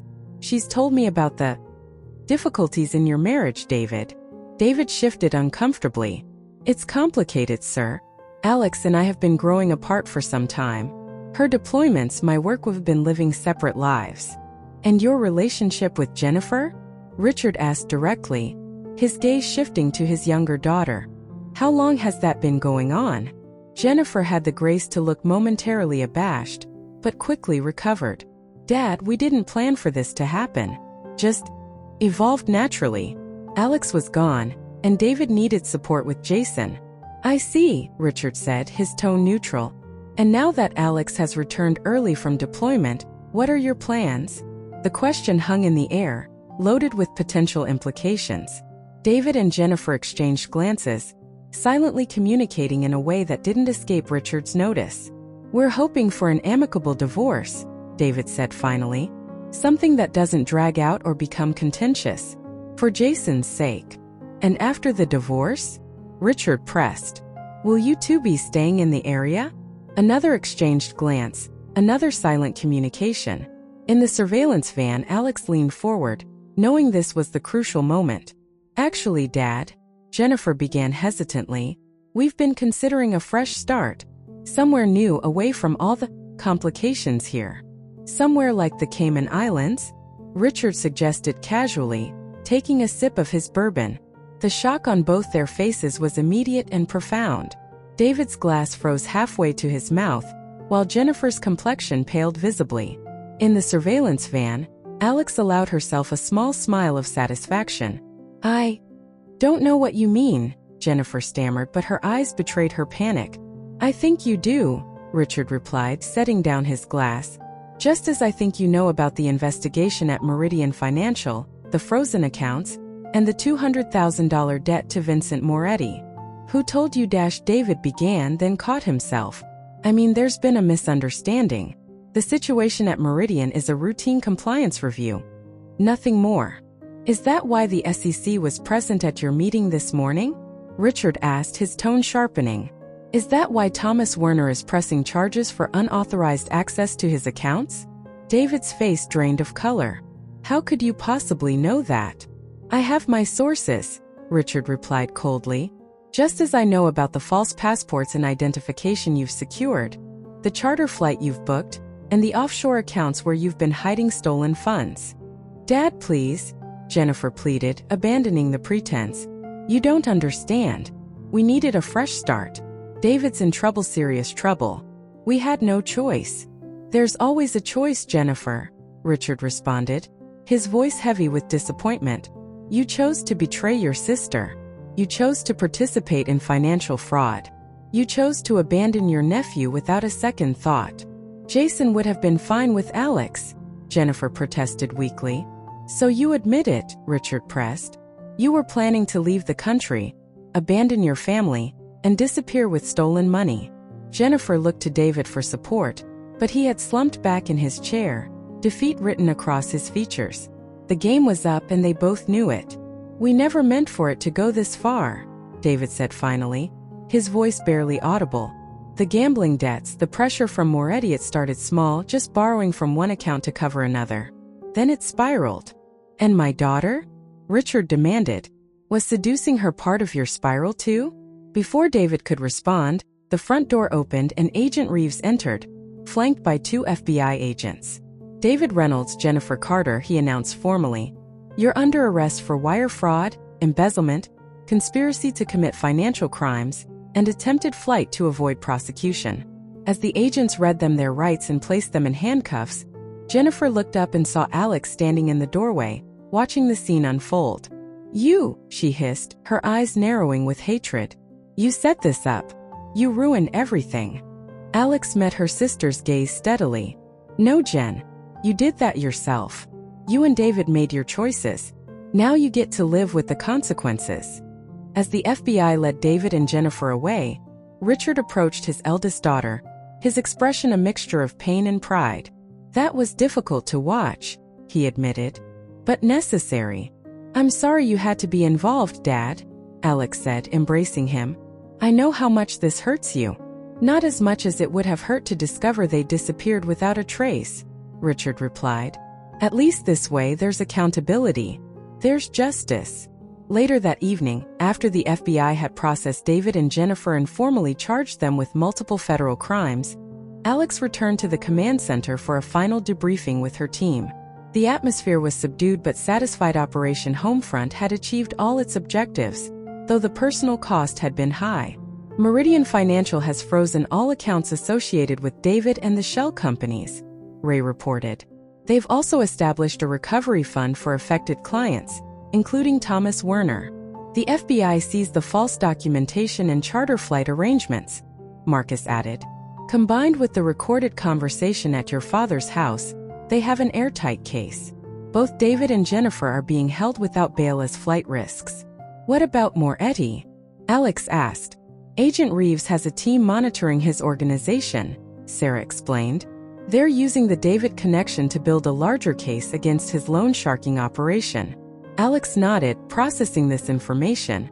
The tactical part of her mind recognized the operation as a complete success. All objectives achieved, all targets neutralized, all evidence secured. Yet the personal part of her couldn't help but feel the weight of what had transpired. Her marriage was over, her relationship with her sister destroyed, and her son would have to navigate the aftermath of his father's crimes. What now, Captain? Marcus asked, recognizing the conflict in her expression. Alex straightened, her military bearing reasserting itself. Now we stand down from the operation. I need to focus on Jason, on explaining what's happened in a way that minimizes the damage to him. And then I need to rebuild for both of us. As the team began dismantling their equipment and preparing to return to their normal lives, Alex stepped outside onto the small balcony of the apartment. The evening air was cool against her face as she gazed out at the Arlington skyline, the Pentagon visible in the distance, a reminder of the life and career she had built before all of this began. She had applied her military training to a personal crisis and emerged victorious, but the battlefield was still strewn with casualties, emotional wounds that would take time to heal. Yet as she stood there, Captain Alexandra Reynolds felt a sense of calm determination settling over her. She had faced betrayal and responded not with blind emotion but with strategic precision. She had protected what mattered most: her son, her assets, her future. The tactical operation was complete. Now it was time to begin the longer, more challenging mission of reconstruction. And like every mission she had ever undertaken, Alex would approach it with determination, intelligence, and the unwavering resolve that had carried her through 20 years of military service. She took a deep breath, squared her shoulders, and turned back toward the apartment. Operation Homefront was over. The work of rebuilding was about to begin. The federal courthouse in Alexandria stood imposing against the clear October sky, its limestone façade gleaming in the morning sunlight. Captain Alexandra Reynolds climbed the broad steps with measured strides, Her navy blue pantsuit a deliberate choice, professional but understated, appropriate for the gravity of the proceedings about to unfold. 3 months had passed since the arrests of David and Jennifer, a whirlwind of legal motions, financial investigations, and difficult conversations with Jason. Today marked what Alex hoped would be the final chapter in the legal saga, allowing her to focus fully on rebuilding their lives. Diane Foster was waiting in the courthouse lobby, her briefcase tucked under one arm as she checked her watch. As Alex's attorney and friend throughout the ordeal, Diane had proven invaluable, navigating the complex intersection of criminal charges, asset recovery, and family court with surgical precision. "Ready?" Diane asked, her expression a mixture of professional detachment and personal concern. "As ready as I'll ever be," Alex replied, squaring her shoulders. The military bearing never quite left her, even in civilian settings. Inside courtroom 4B, Alex took her seat in the second row behind the prosecution table. She scanned the room with the practiced eye of an intelligence officer, noting the key players: Agent Reeves seated near the prosecutor, several Meridian clients including Thomas Werner in his wheelchair, and a cluster of reporters relegated to the back of the courtroom. The high-profile nature of the case had attracted national attention, with the financial press particularly interested in how Meridian's fraud had gone undetected for so long. At precisely 10 a.m., the bailiff called the court to order, and Judge Eleanor Harrington entered, her black robes flowing as she took her seat at the bench. David was led in moments later, wearing an orange jumpsuit that hung loosely on his frame. 3 months in federal detention had transformed him, his once confident posture now slumped, his formerly meticulous appearance marked by thinning hair and dark circles under his eyes. Alex maintained her composure as the prosecutor detailed the extent of David's crimes. $4.7 million stolen from 12 different clients, elaborate money laundering through multiple shell companies, and a calculated plan to flee the country with the proceeds. Throughout the recitation, David stared at the table before him, raising his eyes only once to glance in Alex's direction, his expression unreadable before quickly looking away. When it came time for victim impact statements, Thomas Werner spoke first, his voice frail but determined as he described the betrayal of trust and the fear he had experienced upon learning that his retirement savings had nearly been stolen. 2 other victims followed, each account adding to the weight of David's crimes. Then it was Alex's turn. She approached the podium with military bearing, her spine straight, her gaze steady as she faced Judge Harrington. "Your Honor," she began, her voice clear in the hushed courtroom, "I am Captain Alexandra Reynolds, United States Army Intelligence Corps. I am also the former wife of the defendant and the mother of his 16-year-old son." She paused, gathering her thoughts before continuing. "The financial crimes detailed here today are significant and deserving of punishment. But there are other breaches of trust that cannot be quantified in dollars or prison terms. When I returned home from serving my country in Afghanistan, I discovered that the man I had married had not only betrayed our marriage vows, but had systematically undermined our family's financial security and emotional well-being." Alex kept her gaze fixed on the judge, refusing to look at David as she spoke. "The defendant didn't just steal money from clients. He stole my son's sense of security and trust in his father. He stole years of our family's future that had been carefully saved and planned for. And he did so while I was deployed, serving this country in a combat zone, unable to protect my home and my child." She took a measured breath before delivering her conclusion. "I do not speak today seeking vengeance or additional punishment. Justice for the financial crimes will be served through this court sentence. But I want the record to reflect that beyond the dollars and cents, there are human costs to the defendant's actions that no prison term can address.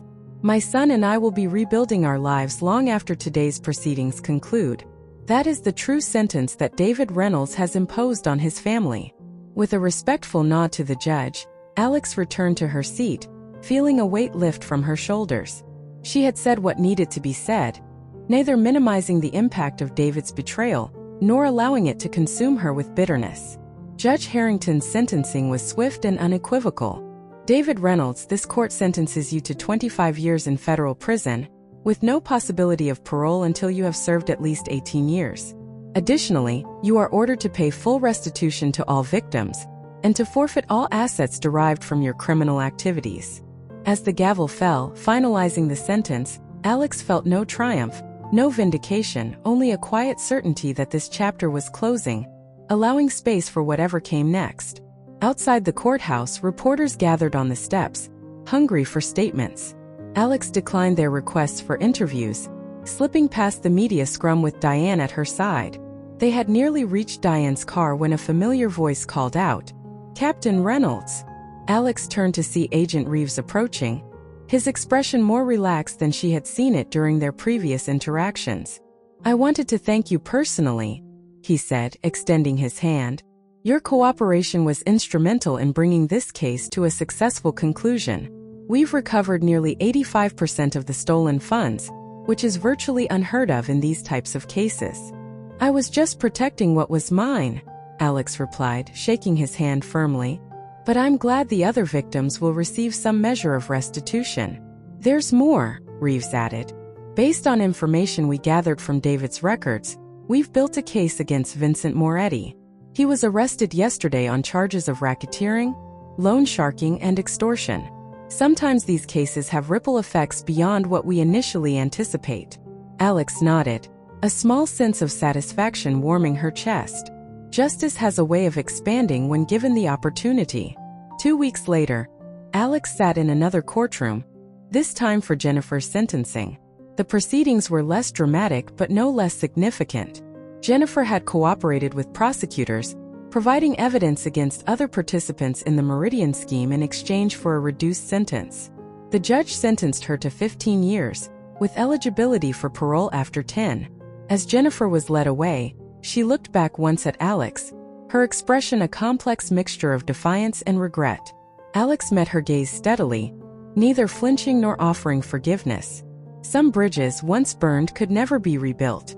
With the legal proceedings concluded, Alex turned her full attention to the financial aftermath. Ray Jackson, who had continued to provide assistance even after the operation concluded, met with her to review the recovery efforts. "We've managed to recover approximately 70% of your personal assets," he explained, spreading spreadsheets across her dining room table.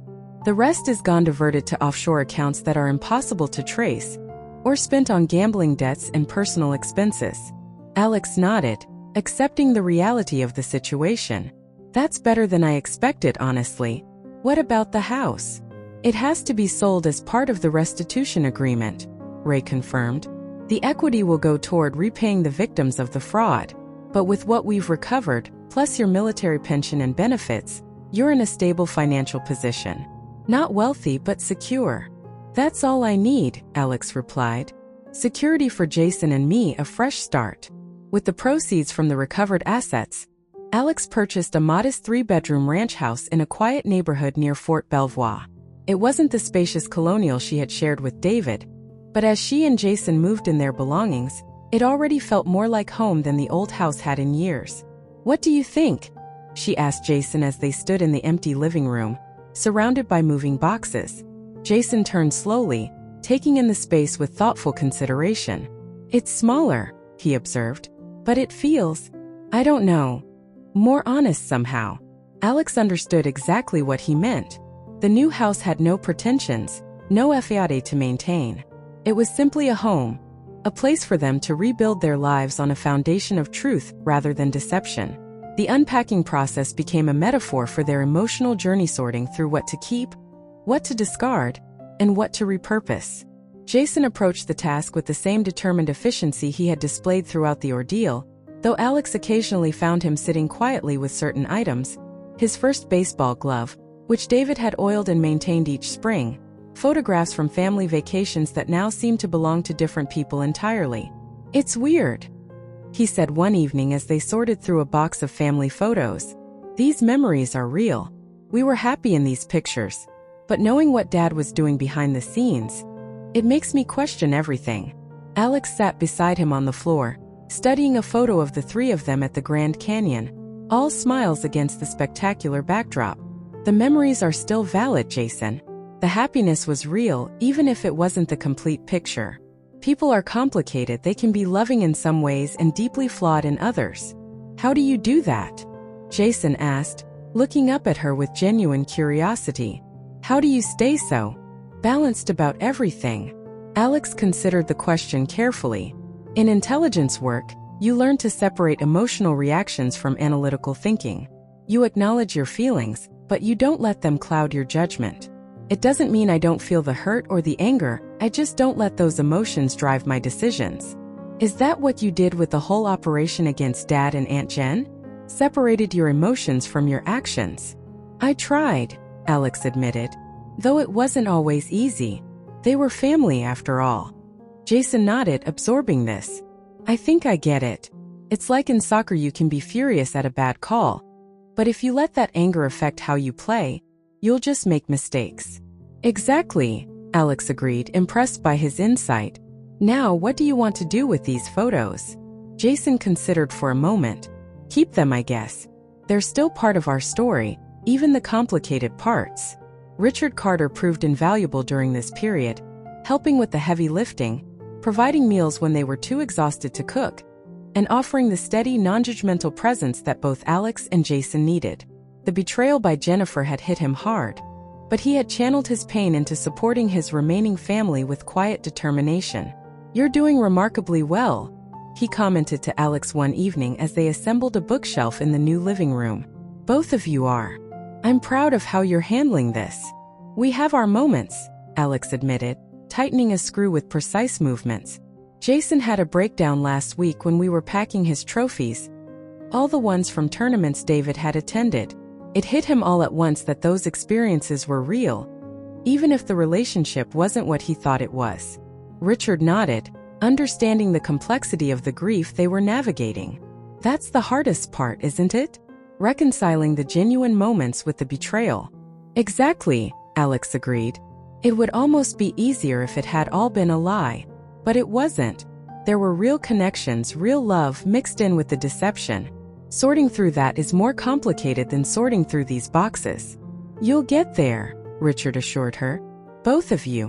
One day at a time. As they settled into their new home, Alex turned her attention to her professional future. She had taken a temporary leave of absence from active duty to focus on her family, a decision supported by her commanding officer, Colonel Patricia Hayes. Now, with the legal and financial matters largely resolved, it was time to determine her next steps.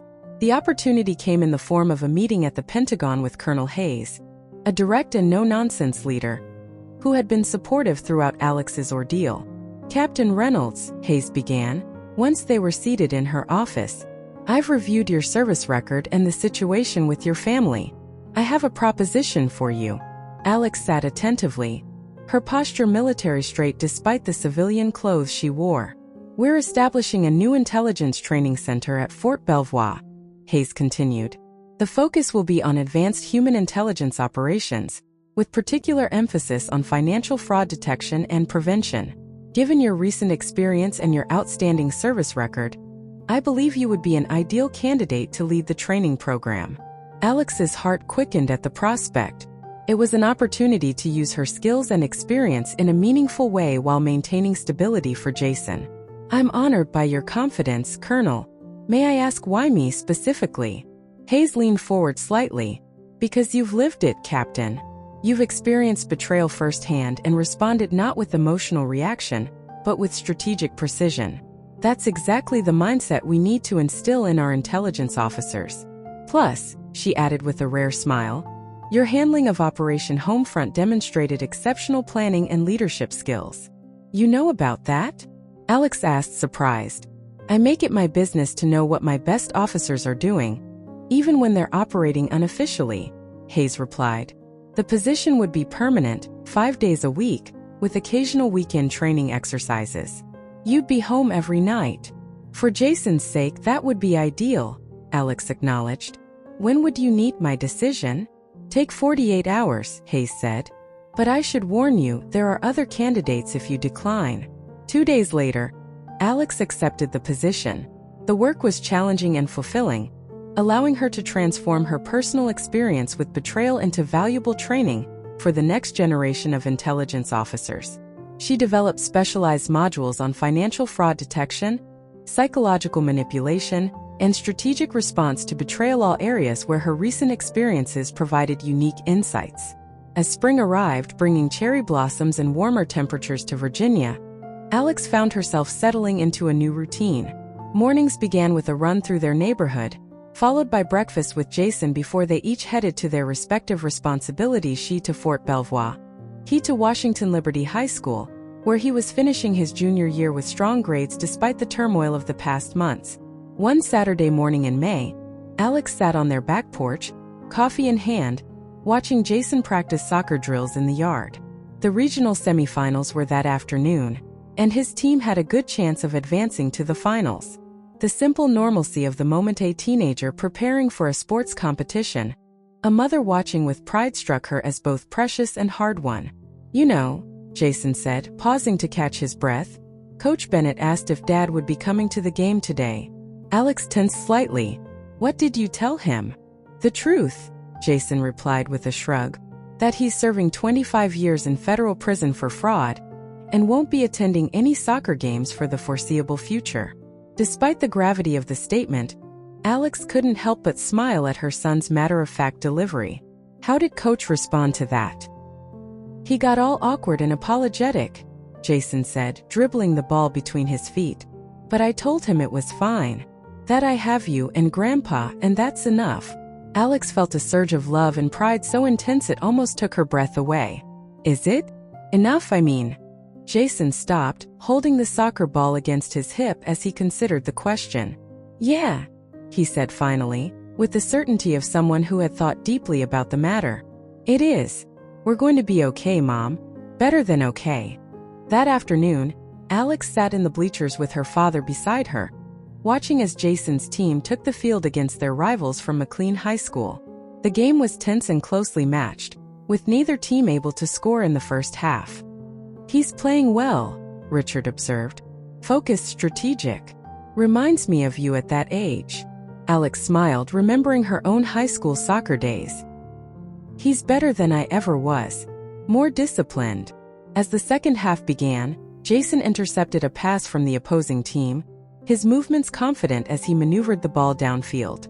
With precision and timing, he executed a perfect cross to his teammate, resulting in a goal that put Washington Liberty ahead 1-0. That's my grandson, Richard called out, clapping enthusiastically. The crowd erupted in cheers as Washington Liberty scored again in the final minutes, securing their place in the regional finals. After the game, Jason jogged over to where Alex and Richard waited, his face flushed with exertion and joy. Great game, honey, Alex said, hugging him despite his sweaty condition. That assist was textbook perfect. Thanks, Jason replied, grinning. Coach said the same thing. Said I showed exceptional situational awareness. Wonder where you get that from, Richard teased, glancing at Alex. As they walked toward the parking lot, discussing dinner plans and the upcoming finals, Alex felt a sense of peace settle over her. The path forward wasn't without challenges. There would be college applications to navigate, holidays that would feel different without the traditional family structure, and inevitable moments when the absence of what had been lost would be felt acutely. But they had proven their resilience, their capacity to adapt and overcome. They had faced betrayal with strategic precision and emotional courage. They had reclaimed their story from those who had tried to write its ending. 6 months later, as Alex prepared for her morning class at the Intelligence Training Center, she received a call from Marcus Wilson. Their friendship had continued beyond the operation, evolving into a valuable professional connection and occasional dinner companion. Morning, Captain, he greeted her. Just checking in. How's the teaching position working out?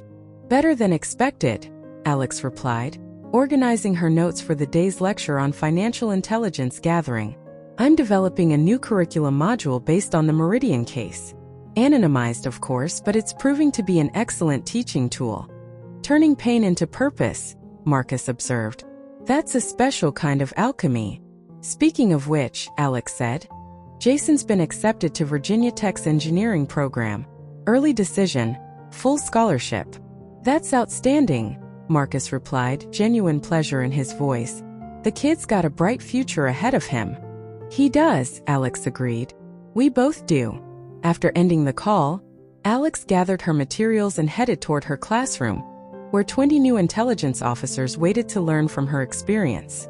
As she walked across the Fort Belvoir campus, the early winter sun breaking through the clouds, Captain Alexandra Reynolds reflected on the journey that had brought her to this point.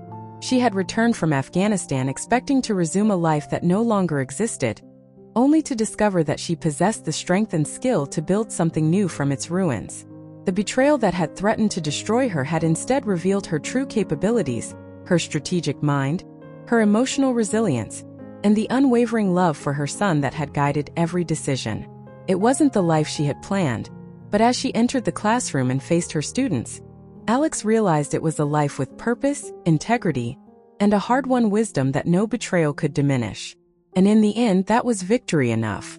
2 years after the events that had transformed her life, Captain Alexandra Reynolds stood at the back of the auditorium at Virginia Tech, watching with quiet pride as Jason crossed the stage to receive his Freshman Academic Achievement Award. His first year of college had been remarkable: top grades, new friendships, and a growing confidence that warmed Alex's heart. The betrayal that had once threatened to destroy them had instead become the forge in which their steel resolve was tempered. Like a warrior rebuilt after battle, Alex had emerged not broken but transformed, stronger in some ways, more compassionate in others, and ultimately more resilient than she had ever been before. As Jason approached, award in hand and a broad smile lighting his face, Alex realized that this was the true victory: not the arrests, not the recovered assets, not even her professional success.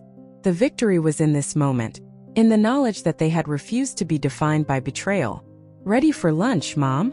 Jason asked, his eyes bright with accomplishment and possibility. "Absolutely," Alex replied, linking her arm through his as they walked into the sunlight together, toward whatever came next, not as victims of betrayal, but as architects of their own future. What about you? Have you ever faced a betrayal that forced you to redefine your life? How did you navigate the delicate balance between emotional response and strategic thinking during your most challenging moments? What strategies did you find most helpful in rebuilding after experiencing a deep personal wound? Did you, like Alex, discover strengths you never knew you possessed when faced with adversity?